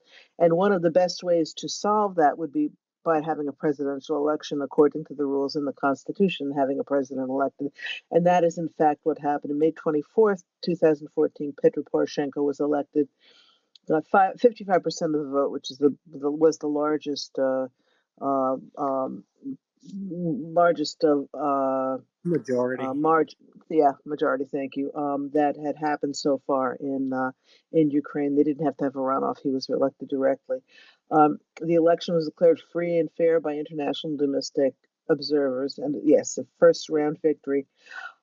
What was interesting also is at this point the regional cleavages, the Western Ukrainian speaking, more European oriented part of the country versus the Eastern Russian speaking, supposedly more Russia oriented part of the country. That cleavage was no longer evident in the voting patterns. They didn't vote differently because of language or part of the country they're in. In fact, we can see that this was in fact the case by the fact that Poroshenko, in his run against Zelensky, tried to gin this up again, tried to paint Zelensky as Homo Sovieticus from the Eastern Russian speaking part of the country, against the real Ukrainians. It didn't. It fell flat. Zelensky was elected by way over 70% of the country. That this is a very positive thing that Ukraine has become Robin, I lost you. Oh, my mic just turned itself off. Thank you, James. I didn't Oh, have my hand anywhere near the stupid thing. Okay, what was I saying? I was being so erudite. No, I was saying that okay, what I was talking about was the fact that that the regional cleavages were no longer evident, that the Russian-speaking East and the Ukrainian-speaking West were no longer voting differently. This is a very positive thing, and something that Poroshenko tried to gin up, which didn't work when he tried to run against Zelensky as a Russian speaker from the East that all true Ukrainians shouldn't want to vote for, as over 70% of everybody did. Anyway, okay, sorry about that. Yeah, do flag me down if that happens. It's so odd. This has happened a couple of times the last few times I've been on, that my mic just goes off. I guess Twitter's tired of hearing me talk. Anyway, okay. Now Poroshenko is elected, and we'll talk about this more in the next chapter. But maybe we need to check the host phone and see what they're doing. Maybe never mind. That's a conspiracy theory. Yes. Oh, we know who's on the host phone. I bet she wanted to shut me down. That's what it was. Yeah. Okay. Anyway. Okay. Poroshenko underestimated the likelihood of Russian direct military intervention in Donbas, and he also, as did Zelensky after him, he expected to be able to reach a deal with the Kremlin. Ukrainians, up until recently, no matter how much they saw how unwilling Russians were to behave like civilized human beings, they kept on holding out the hope that they could actually reason with them. I think that hope is gone now at this point. I think Ukrainians are very clear as to what they're dealing with. But Poroshenko expected to be able to reach a deal with the Kremlin. There were secret meetings with the Russian ambassador, phone calls with Putin's, and this is all reported to the Western partners. In June 18th, during intense fighting, Poroshenko announced a 14-point peace plan. uh, even though Ukraine was under attack. This, of course, is immediately rejected by the DNR, LNR leadership, the Luhansk and Donetsk People's Republics. Um, on June 20th, Ukraine was ordered a unilateral ceasefire, even so, which is pretty amazing. We are okay. This is the end of the chapter. We're going to go into exactly what happened at this point in the next chapter, and that is, chapter 6, War and Reform. Before I do that, though, I want to throw this open to anybody who has comments, questions, anything before I start in on the next chapter. James or anyone else? Yeah, I was just thinking back to another book, The Zelensky Effect, and was sort of recalling from it that, during this period, they're trying to get with this whole democracy thing and government building and, running an honest place, right, that isn't corrupt up and down the line, and just how much of a challenge it was to get there. So Ukraine itself was doing a lot of work to change how Ukraine was going to operate, and it was really challenging times financially. Things weren't going well, and of course we know our own history. We remember that COVID's coming up still at this point, but there's just a lot of challenges for them all the way around, and it is their sense of that Ukrainian identity and what it means that's really growing at this time. Because I don't think earlier it was fully formed so much that they were still kind of grasping and still sort of expecting somehow that, yeah, this guy will fix everything, which of course that's the problem with fascism, is you get that idea in your head and you really expect it, and then of course you're going to be disappointed because they're probably some greedy bastard that's a blowhard, and so yeah, nothing good is going to come of that, and the realization that citizenship means taking part in the process. And so I think that's one of the things that I kind of tie in with this at this point, is just this increased self identity, or a growing sense of what the identity they wanted was, and that is one of the beautiful things here is aspirational. They're realizing that this is who they have to be to get where they want to go. More effective government, things good for the people. Honesty in office, all these other things that well, I can't say we take for granted, but we enjoy more than we don't, I'd say, in the United States in general. Well, I can find lots of things to complain about. But anyway, I think I made my point. I hope I did. Yes, you did, and I think the point is here in the United States, if people aren't behaving that way, it's we look at it askance. It isn't business as usual. It isn't accepted, even though we do fall down on our we do, but not meet our ideals at some point. That this is not something we consider acceptable, at least. Whereas in the Soviet Union, and so the post-Soviet states with the hangover of Soviet ways of doing things, that was even getting people to the point where they really believe that corruption is bad, was not so easy, because that was the only way people could manage for a long time in the Soviet Union. Either you paid your bribes or you just couldn't live. So it is. We have it a little bit better here. Ukrainians have fought back ferociously against that mindset, though, and it really has changed a lot. All right. Okay, I don't see any hands, so I'm going to go into the next chapter. As I said, this is chapter 6, War and Reform. As I said, May 25th, 2014, Petro Poroshenko was elected as the 6th president of Ukraine. 5th president of Ukraine. Zelensky's the 6th. The domestic politics, the situation had stabilized to some extent, but there was unrest in the east. Obviously, the Russian invasion of Crimea. Poroshenko, as I mentioned in the end of the last chapter, he expected the anti-terrorist operation, the fight against the Russians in the east, to be done within weeks, and then to be able to pivot to domestic reform. Um, Either he was overly optimistic or misinformed. I'm leaning toward the former because, as Wynnyckyj points out, Ukraine's interim leaders, the people who were in charge until the presidential election after Maidan, after Yanukovych left, were aware that over 100,000 Russian troops are amassed on the eastern border in this spring 2014. And that threats had been made that the Russians resort to full-scale war if the rights of Russians and Russian speakers continued to be threatened in their wording. There's no evidence was provided, and there was no way that they could stop threatening Russians and Russian speakers because they weren't under threat to start with. So this was there was Ukraine had no control over what was going to happen as far as that goes from the inside because the Russians were threatening to respond to something that wasn't happening.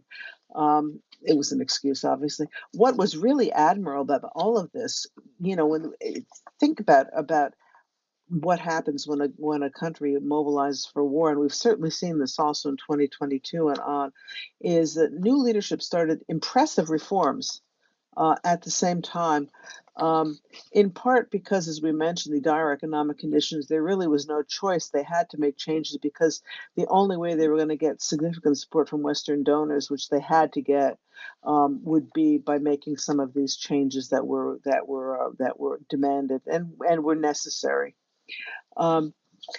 Much was actually achieved during the 3 to 4 years after the Maidan. And he says more was achieved in those 3 to 4 years than in the previous 2 decades of independence.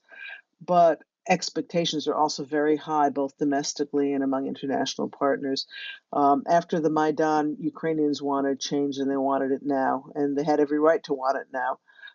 But because of this, Wynnyckyj's take is that Poroshenko and his government was not judged as positive as it should have been for what they managed to accomplish. But we'll go into what some of those accomplishments were. This chapter covers the first 4 years, the reform and the war in Donbas. And that's it, because the book was published in 2019. So, as I said, this is a little bit of a frozen in time kind of situation, but interesting in that way, too, and seeing how people were looking at it 5 years after the Revolution of Dignity rather than from our standpoint after the full-scale invasion. Okay, so in the eastern, in the Donbas, there was, from going April through June 2014, there was a gradual escalation. First, it was small groups of so-called separatists versus the police in the east, but Russia continued to pour reinforcements and weapons into eastern Ukraine during those months, and by March 2014. Ukraine had to mobilize troops, and there were more and more casualties being reported because at this point they were fighting. Russia turned this into a full-scale military operation with trained soldiers and heavy weapons, which Ukraine had to respond to in kind. There were in May the Ukrainian armed forces ordered the creation of territorial defense battalions. 32 battalions were stood up. There were also 22 battalions under the Ministry of Interior that reached regiment strength, which, as I looked up, it should be 2,000 men in each one of these 22 regiments, 2,000-ish. And there were other smaller squadron size for law enforcement.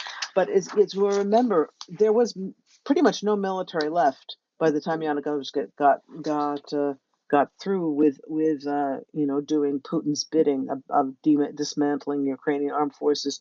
So there was a need to ramp up very, very quickly, and they did it. They saved the country, really. There were 3 units under the newly revived National Guard, this is under the Department of the Interior, who were actually authorized to engage directly in combat. And in 2015, the government provided them with heavy weapons and armor. This created problems, though. There were tense relations between the armed forces of Ukraine and the Interior Department because there were 2 separate independent command structures. There was no uniform military command. And there was also the continuing possibility of private armies, which had been necessary at the beginning, but is what James was talking about when we were talking about on tyranny. Private militias are it's a double-edged sword. It can be very dangerous. Kolomoisky actually had his own militia, which, when they weren't fighting off the Russians, were busy resolving commercial disputes of Kolomoisky's in his favor. So this is obviously not the kind of thing that a country with the rule of law wants to have running at the same time. There was also concern about the Interior Ministry battalions. Now, I'm just going to say what Wynnyckyj says, and then I have an observation on it. He says that they were attracting, quote, combat hungry and quote, and also, quote, radically right wing volunteers. I am wondering how much he was a little bit under the influence of Russian propaganda on this course. There were some in Azov, for example, in the beginning. There were some people of pretty extreme views, but I'm not sure it was to the extent that he seems to be thinking it was. And as he does point at Azov, for example, was exceptionally well disciplined and effective in the operation to retake Mariupol in July 2014. Pravi sector they also were very effective. They fought well, but we're skeptical of structures of the state. Pravi sector tended to harken back more to the old UPA, I can't remember what that stands for. I mean, I don't remember it's the Banderas group, the partisans who were fighting against Russia and fighting against the Nazis. They tended to be they were loyal to the country. They were not particularly necessarily loyal to the government.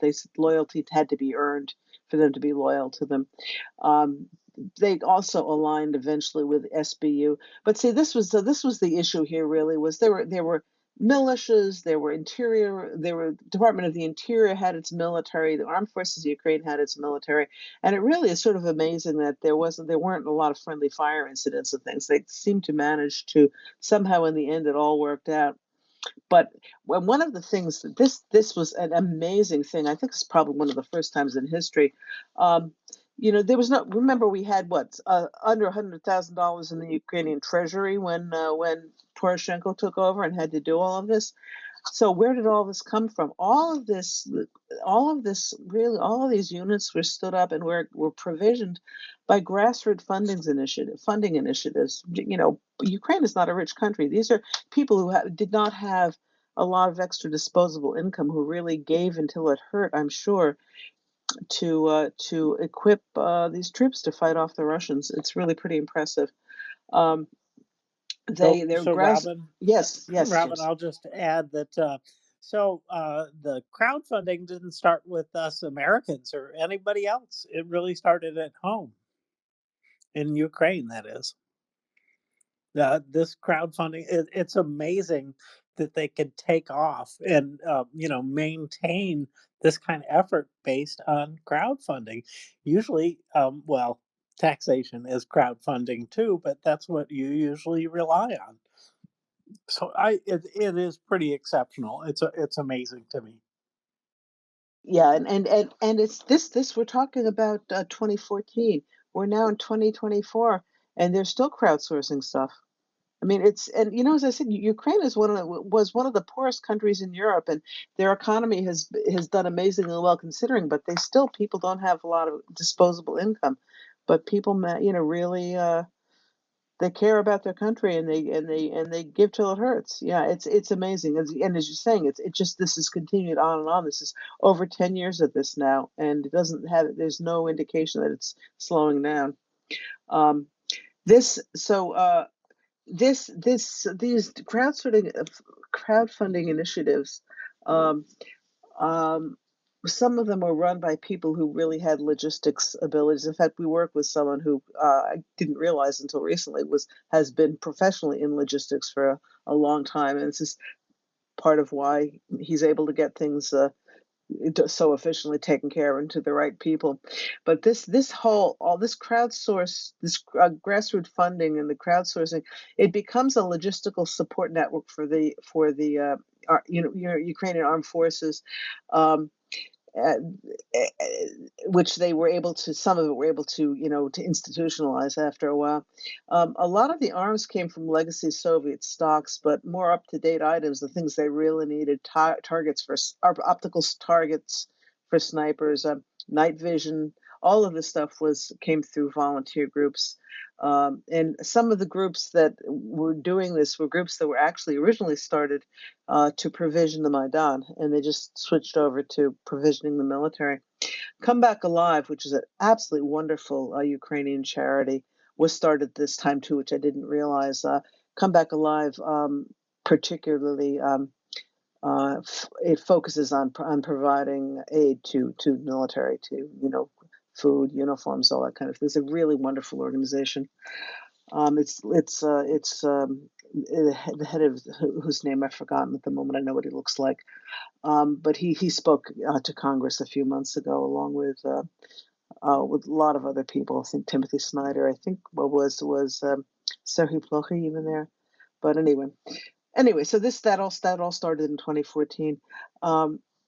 And as I said, these logistical systems of the military improved over time, but these crowdsourced and individual people taking on logistics duties by themselves really played a critical role in the first months of the war. Okay, Sloviansk. This is the next section. Poroshenko tried several times to negotiate an end to the Donbas conflict, which all were ineffective, not because of his work, but the resistance of the Russian side to any kind of compromise. Russia continues to pour weapons and men and heavy weapons into Donbas while continuing to deny direct involvement. This continues. In late May, the battle for Donetsk airport begins, which a lot of people, I'm sure, have heard of. The cyborgs. They held. A small group of Ukrainians held on for months. Really did an incredible job in the Donetsk airport. But as time goes on, it's clear that something has to be done to try to de-escalate this, because the population was not ready. Was not in May and June. They were seeing a softening of the support in that area for sacrificing everything in order to drive the Russians out. They were looking. That June 20th, Poroshenko decides he needs to declare a unilateral ceasefire for 1 week, which of course the Russian side rejects. July 1st, he takes that off, because you can't have a ceasefire if only one side stops shooting.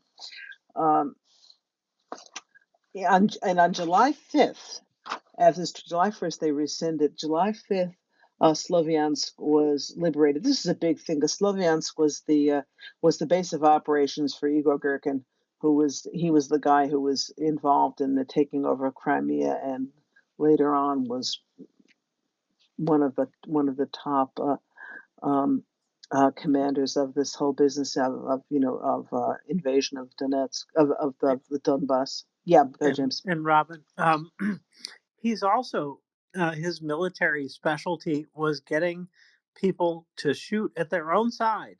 In other words, to get the enemy to defeat themselves, as it were.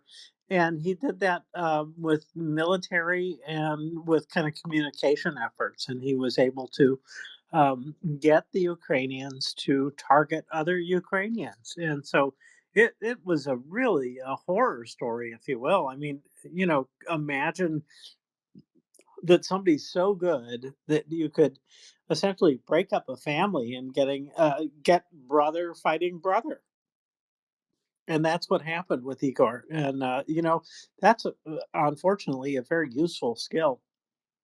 And they've turned it on many nations, but in this case, it really comes down to just plain old bloodshed and death and horror, especially as they're shooting, their artillery into areas of the country where there's civilians, because that's what Russia was doing, was putting their military into civilian positions. And then, of course, Ukraine would fire at that. And of course, those are Ukrainian civilians there. So they're killing each other.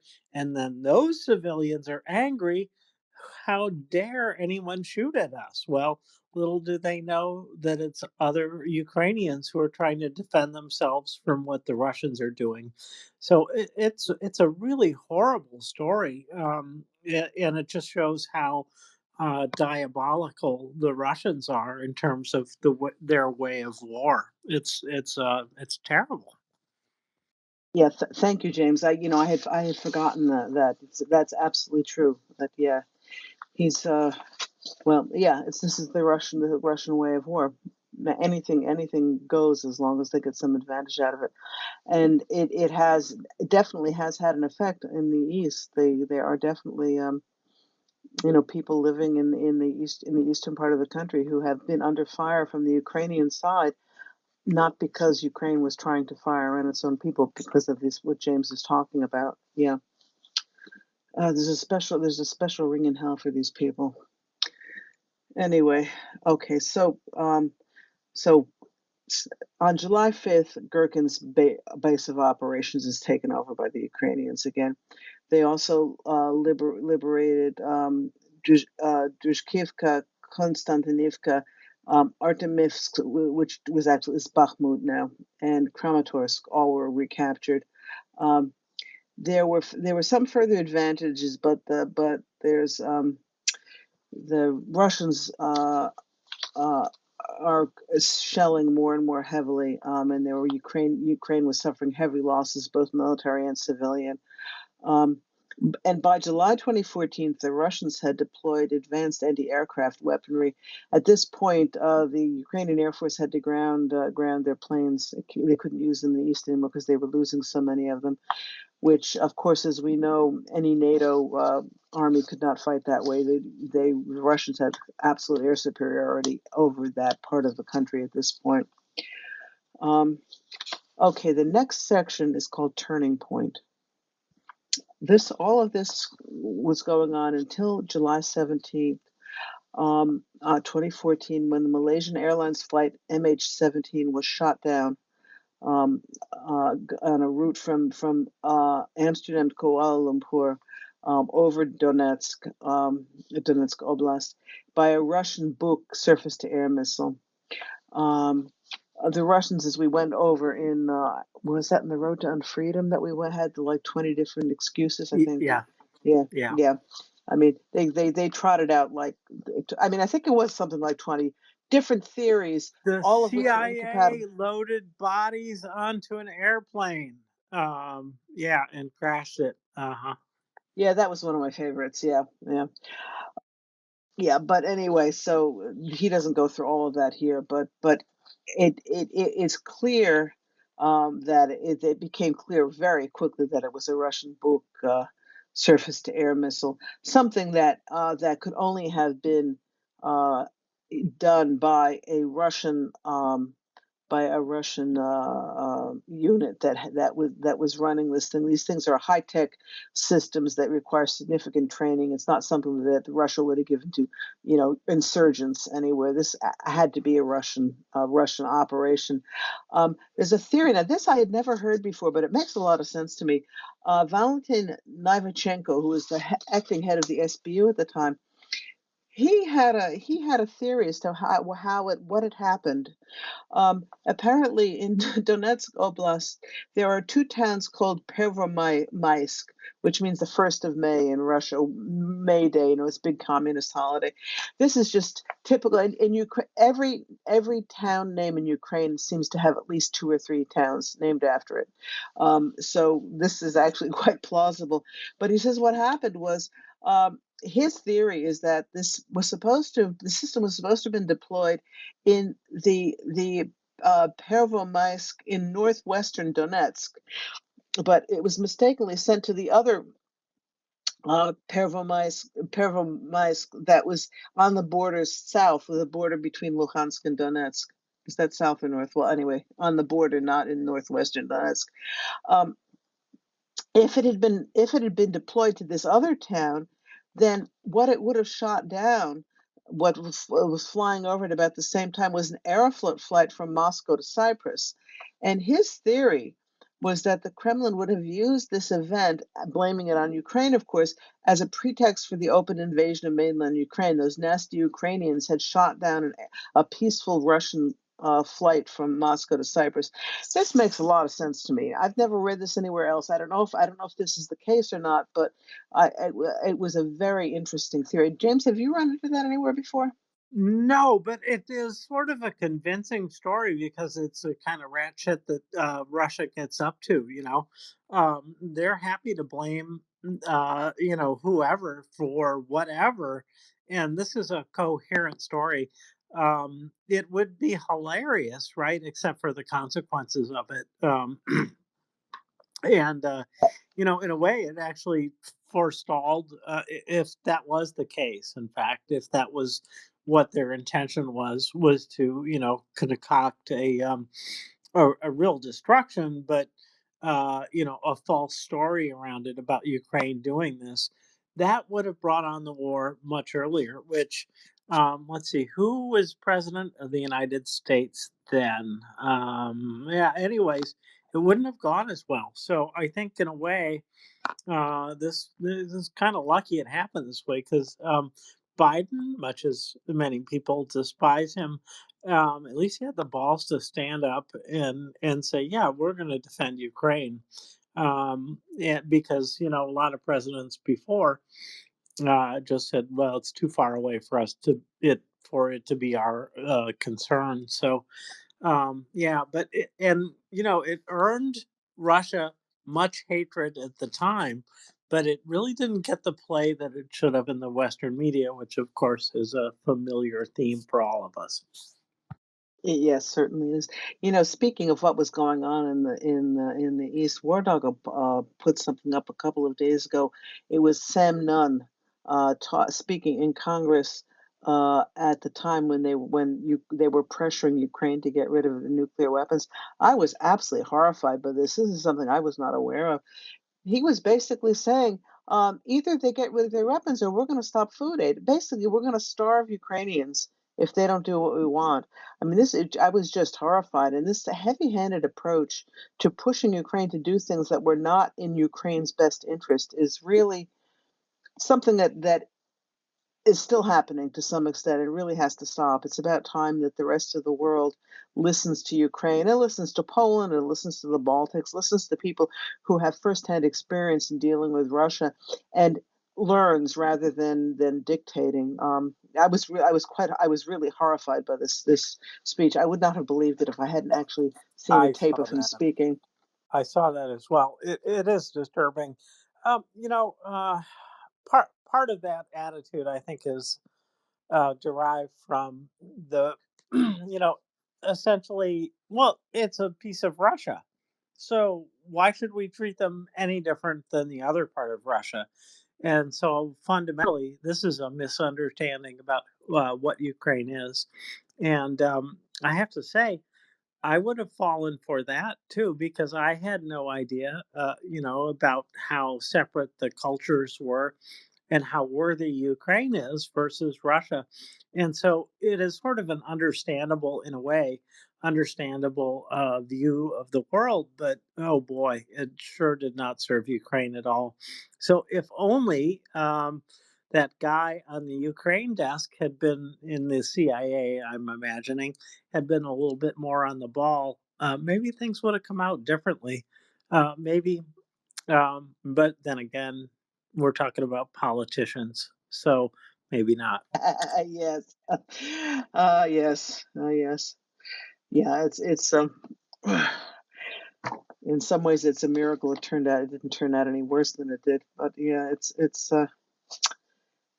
well, all right. Anyway,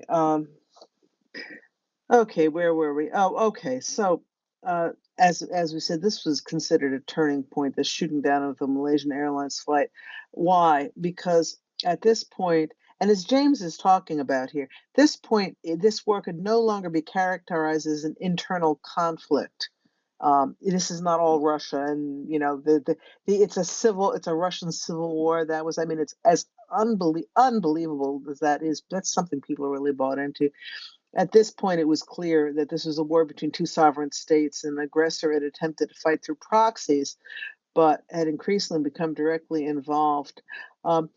Just on a personal vignette here. I was at Friends for a meal a couple of days ago, and there was someone sitting next to me, and there's a bottle of wine. She says, "Oh, it's Russian." And I thought she had said something about Tashkent. So I thought you said this one. She said, "No, it's Russian. Yeah, see here, it says made in Georgia." And I just sat with my mouth hanging. I couldn't even respond. I said, "Georgia's not Russia."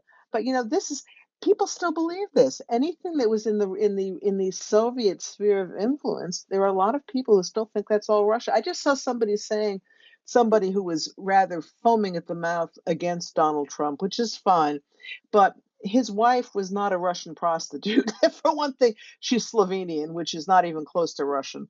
But this is the same thing, Russian, Slovenian, same thing.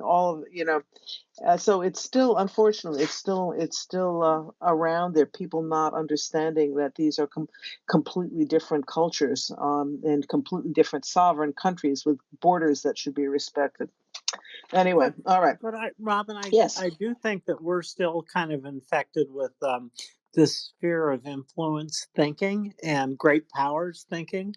And you saw it, well, maybe not most recently, but the most recent example I can think of that the U.S. has done this is where Trump settled with the Taliban without talking to the actual, at the time, leadership of Afghanistan. And it was disastrous all the way around. And it was, well, I have my suspicions about why it happened that way.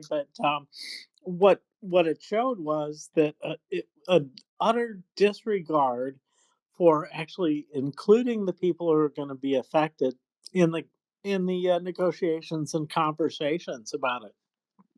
This is something I expect from Russia.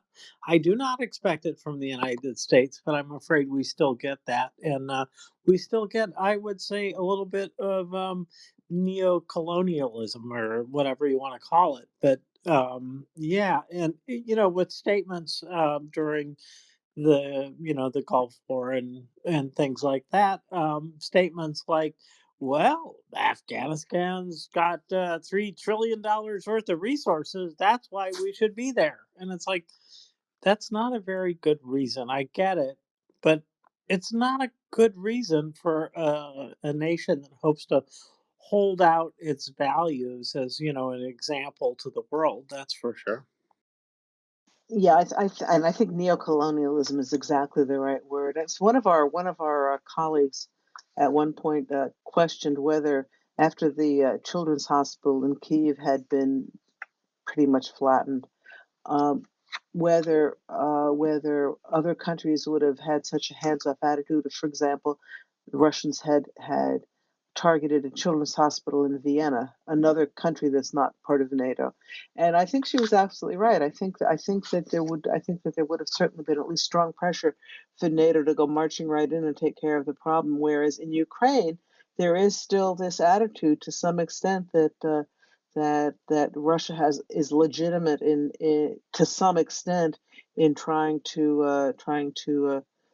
have hegemony over Ukraine, which is crazy. But I think that is still part of some of the thinking that gets to the wrong conclusions. So Yep. anyway, yeah, yeah. Okay, so by mid-August of 2014, it appears that Ukraine was on the verge of completely dislodging Russia from Ukrainian territory. But as we've seen history since then, this is not what happened. What happened was that Russia really ramped up. On 23rd and 24th of August, they pushed 250 tanks and self-propelled, howitzers across the border. NATO detects 1,000 Russian troops entering Ukrainian territory in southeast Donetsk, and the troops. One of the many one of the many things that should have been a wake-up call and should have made a difference was the troops in Ilovaisk were surrounded. This is a town in Donetsk. Putin and the DNR leadership agree to a corridor for Ukrainian troops to retreat. Once the troops actually start retreating, they're fired on, and they kill 368 Ukrainian soldiers who were trying to retreat were murdered on that day. 300 were missing, and 310 taken prisoner. Of the missing and taken prisoner, quite a few later on were found to have been murdered also, out of a total of 1,800 soldiers who had been there. This is just one of Russia's many atrocities.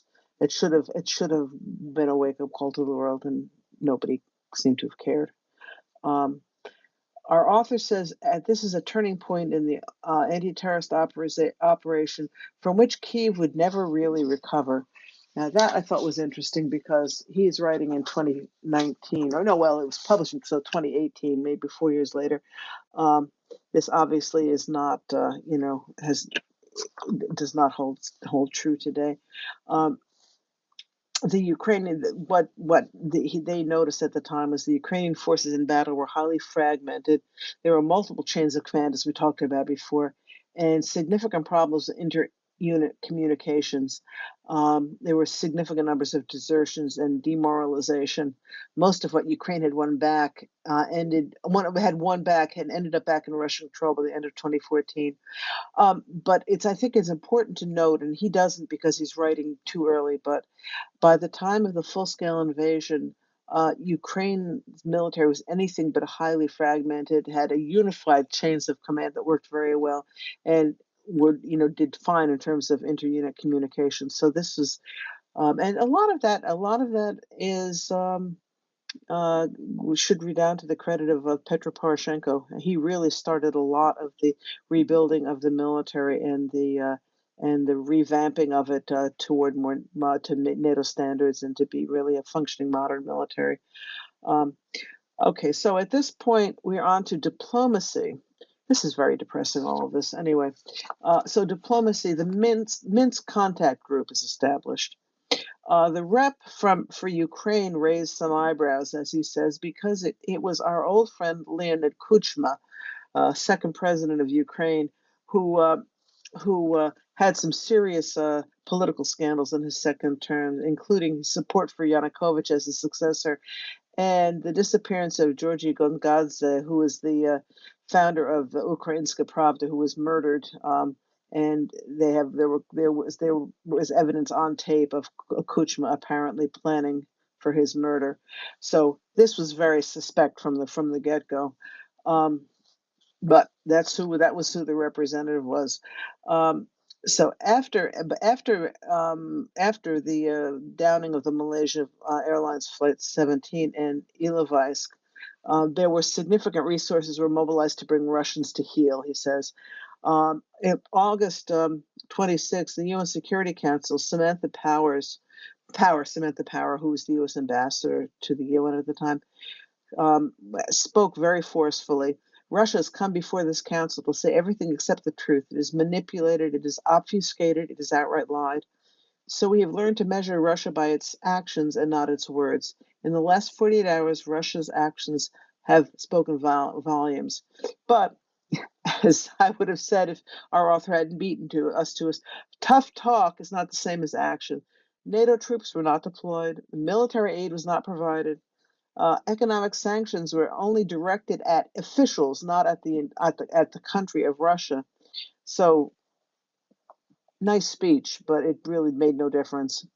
And this is the Obama administration. Yeah, Samantha Power, right, exactly.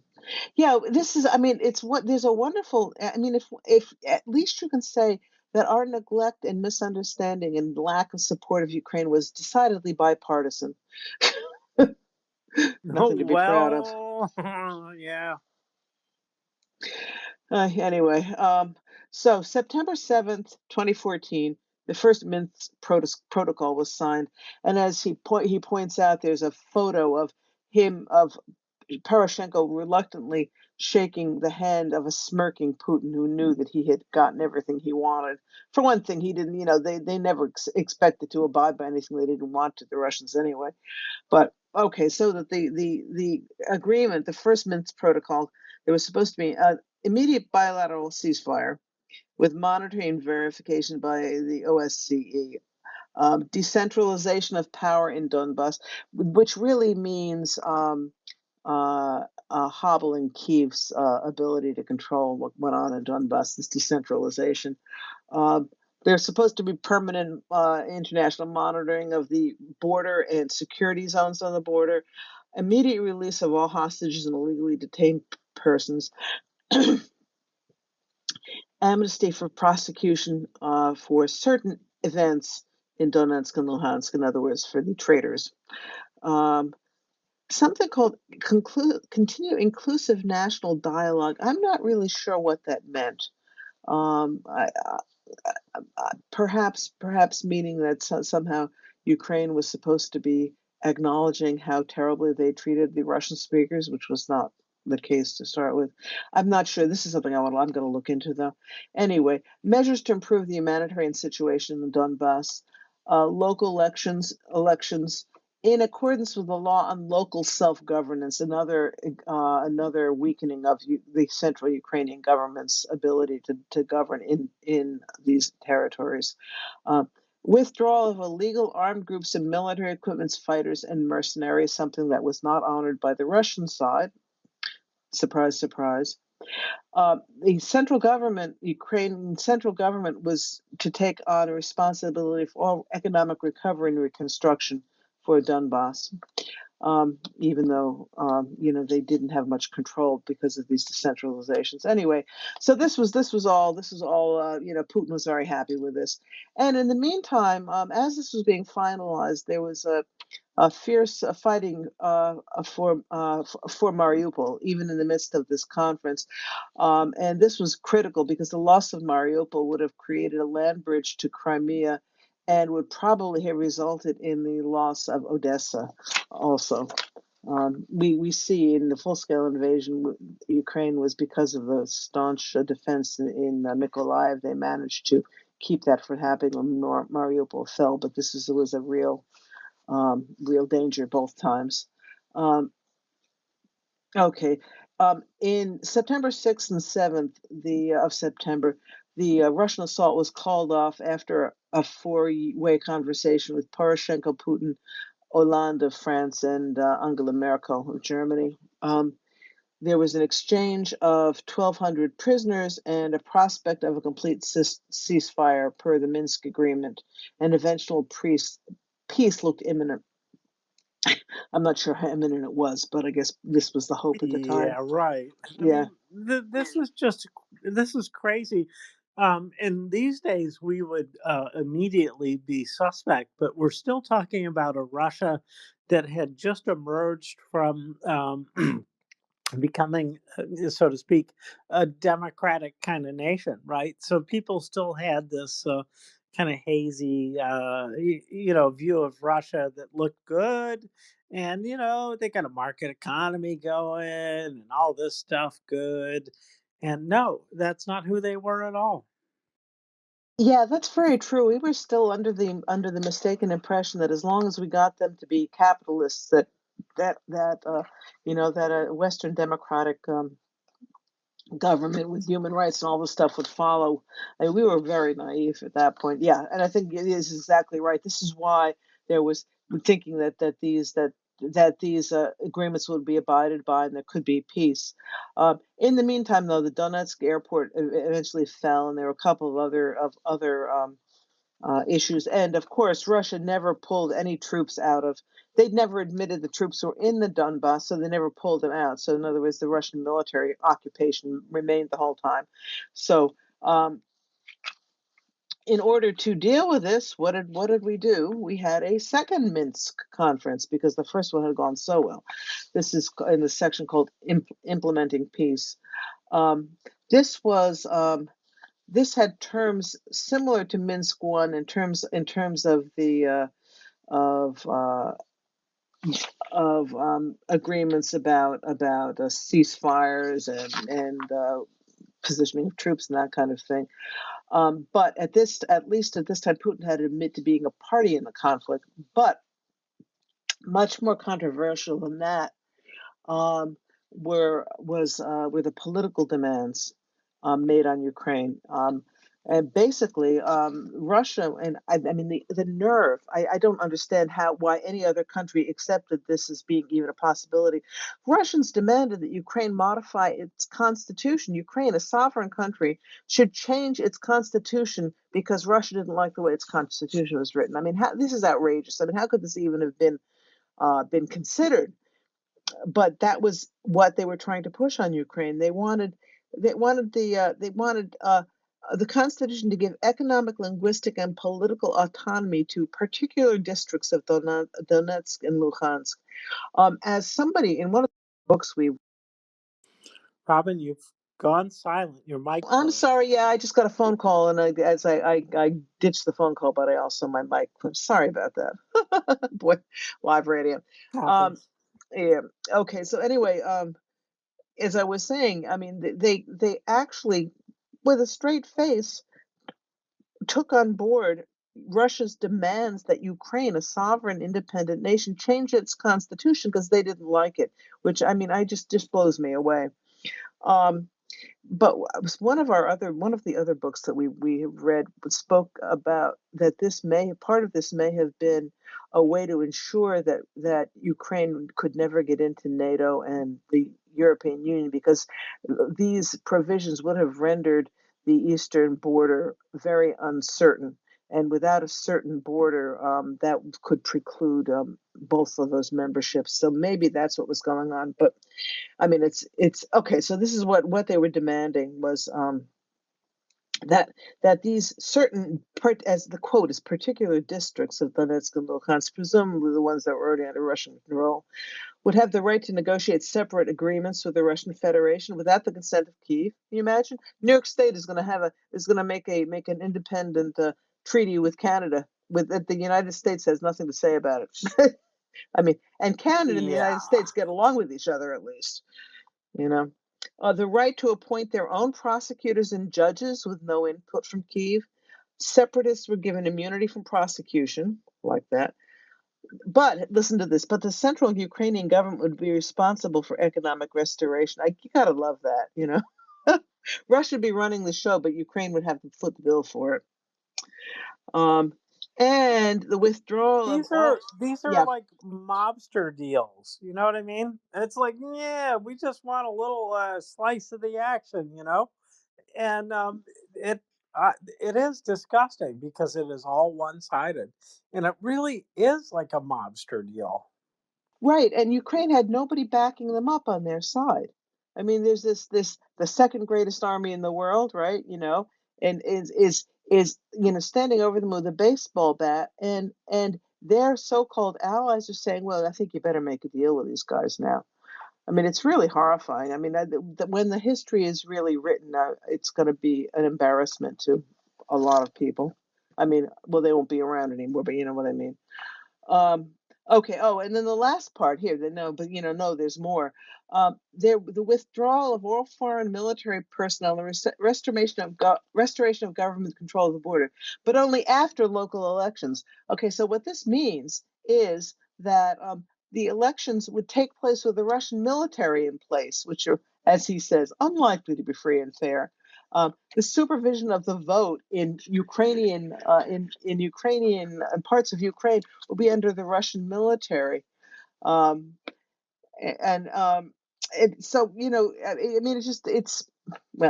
whole thing was outrageous. For many, this represented a clear violation of Ukraine's sovereignty. He writes, "You think?"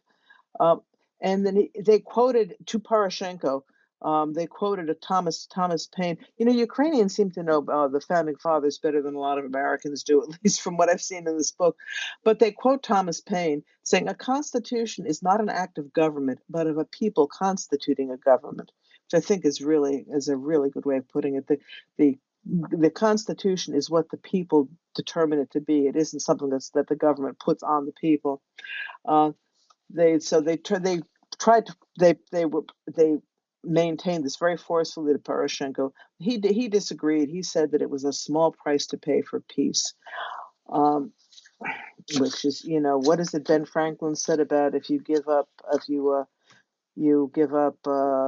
liberty for comfort, is it, or for security, you'll get very little of either. You lose both. Yeah. You'll lose both. Yes, indeed. Well, Russia's really good at setting up deals like this, and it's crappy for whoever is having this deal made for them, because it really isn't by Ukraine that any of these deals were made. It was really Russia who laid out the whole thing, and Russia's allies who prodded them into taking the shitty deal. So I got to say, problematic as Biden has been, he's the only one of the U.S. presidents who's really stood up and done something to help Ukraine get the hell away from Russia. So, anyways, sorry. No, you're right. He has not done enough. But I mean, as we've discussed here in recent days, this is not the time to talk about that. He's definitely. I mean, we know who has been supporting Ukraine, and he hasn't been perfect, but yeah, he's done more than any other president did. That's absolutely true. Okay, so at this point, Poroshenko is trying to push through this thing. As our author says, it was the beginning of the end of Poroshenko's political honeymoon. Yeah, in a big way. Okay. So at this point, after this, the military situation. This is we're talking about. I'm on the wrong page. We're talking about in 2015. Yeah, the military situation remains pretty much the same, but since it's a localized war, it recedes from international media attention at this point. Anyway, yeah, Lexicon, over to you. I was just thinking that if somebody's interested in getting a sort of ringside seat view of smirking Putin's behavior during these Minsk agreements. And also, anyway, what I'm referring to is the BBC documentary Putin versus the West. Came out about half a year ago. And it looks back at Putin's behavior during this whole Ukraine of his Ukraine affairs, and it's told through with interviews with an awful lot of leaders. Um, who are including France and Germany, who are no longer in power, the ones who were sitting at the table then. So it's quite intriguing. And I mean, you see this big room with the small table in the middle and these four people around it, and the hapless Poroshenko, and many of the scenes described here. It's really worth a look. It's awfully well done, and you certainly see that everybody is saying that Putin is totally recalcitrant. There's nothing to be done with him. He's completely like the fakery. He now and then, every time something has to be decided, he says, I have to make a phone call. And he goes out, and I don't know what he says to his LNR and DPR people, or who he's talking to, or why he's Putin, for God's sake. It's quite intriguing anyway. Putin versus the West, and it's BBC, and I think, yeah, I saw it on YouTube. It's on YouTube. Oh, terrific. I'm gonna tell me the name of it again, Lexicon. I think it was Putin versus the West. Great, thank you. I'm going to look for that.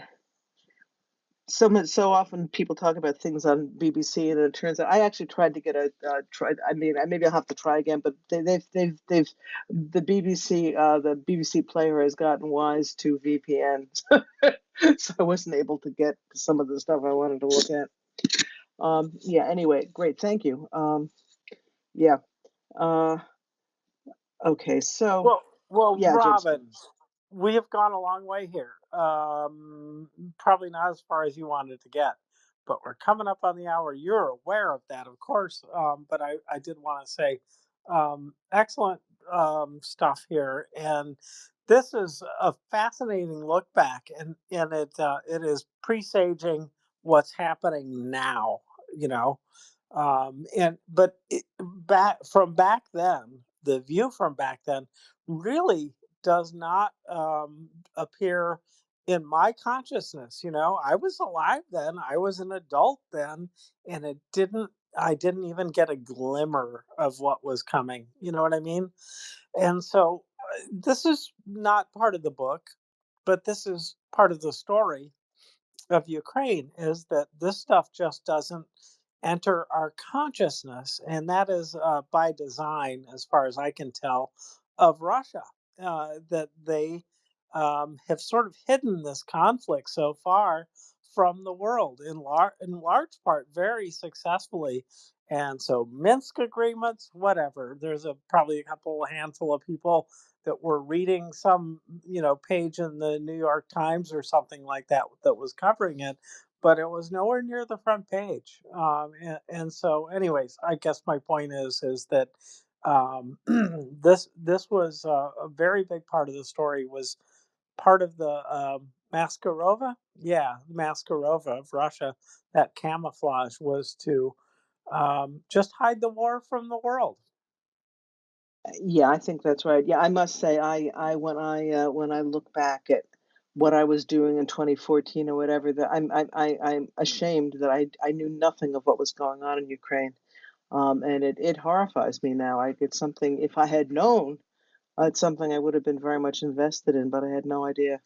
Um, yeah, okay. I'm just Lexicon. Hang on just a second. I just want to very quickly remind people we're about to end here. Lexicon will get the last word. Just want to remind you guys, look up on the Nest again. It's now the second tweet in the Nest, second and third tweet. Our dear friend Prince Heather is will be running an independent space, not on Volya Radio, but it's will be a Twitter space also. Um, which she calls a culinary war crime. It's basically Prince Heather and Princess Cannoli and Lida Lida have a great time, and it's very entertaining as they go through Prince Heather's larder and her refrigerator, which is rather under provisioned, and try to figure out how to make something approaching a borscht. It's really a lot of fun, so I highly recommend that to you. The link is up in the Nest, and it's in my Twitter feed, Prince Heather's Twitter feed. You can find it if you miss it. Anyway, and over to the lexicon. Yeah, well, I'm remembering the war that spring and summer, and I really was following it because, I had gotten very interested since Maidan. And it was so bracing. I mean, it was, we're winning, right up to August. When they shot down MH17, I just said to my family, well, the Russians are just finished. There's like the whole world will completely freak out and tell them to get the hell out of there, which of course didn't happen. But we would I didn't know about a way to follow on Twitter, but we followed on Facebook, and Mychailo Wynnyckyj was publishing. I mean, I was friends with him on Facebook, so his and other people like that were writing from the front from Ukraine and talking about the war. But it was amazing that Ukraine was winning. And exactly as he says, then suddenly in August, they just started pouring the troops in. And there were these massive, I mentioned them before, these huge, long tractor trailer trucks that were completely white. They were shrouded in white, they were painted white, no markings at all. And they were humanitarian deliveries. And people kept clamoring for them to be inspected. And of course, the border is not held by the Ukrainians. So they come through there. And now and then, and the OSCE has no access to the border at all. And now and then they'll sort of open up a truck and find some bottles of water in the back end of it that they open up or say. I mean, they're massive trucks that obviously are carrying tanks and stuff. And so these were pouring across. But it was just watching this thing pour like sand, dribbling through your fingers, this victory. So it was just stunning. The Ukrainian territorial army, this volunteer army actually would have been able to push the Russians out. And the amount of territory they held was quite small. And the world and you can see, as he says here, that American intelligence saw from satellites all of these soldiers and all of this equipment, about as many tanks as Russia seems to have left in Ukraine right now, poured in. So it was just an extremely frustrating and saddening time. And in a way, when the war started in 2024, is just a stupid thought to have. But I remember, of course, the incredible sinking feeling as this news came across my phone. But at the time saying, well, fuck it. We can get Crimea back. Without this, it would never have happened. But now it's going to happen. And we're going to take it all.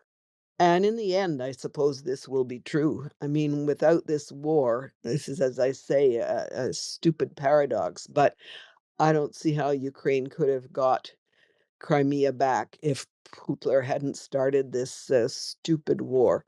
But Ukraine has got an army now and a mobilized people. And by hook or by one way or another, I mean, Europe is gonna maybe who will defend Europe is the question indeed that we'll be looking at tomorrow, but Ukraine will take it back. And the most strategic thing is Crimea, and its industrial center will come back as well. And Well, that's from your my lips view to tonight. God's ears, as they say. Yeah. Thank you. Thank you, Lexicon. Yeah. All right, James, we are 3 minutes over, so I think we're going to call it a night. Everybody go over and visit Prince Heather and have some fun with listening to her destroy some borscht. I mean, to make some borscht. And with that, thank you, James. Thank you so much for joining me. We'll see. My pleasure.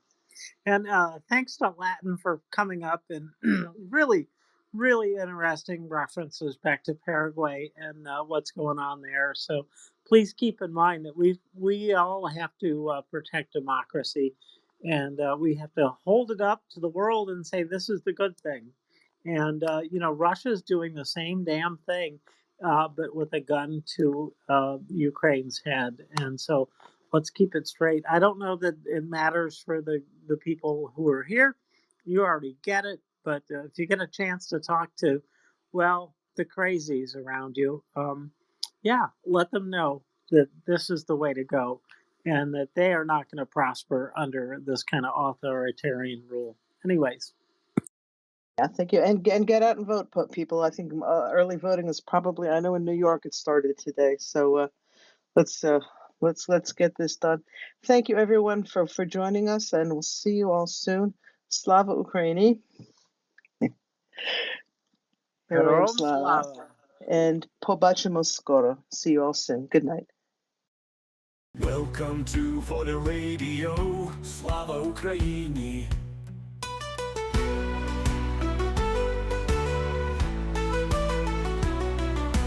Welcome to Voly Radio. Slava Ukraini.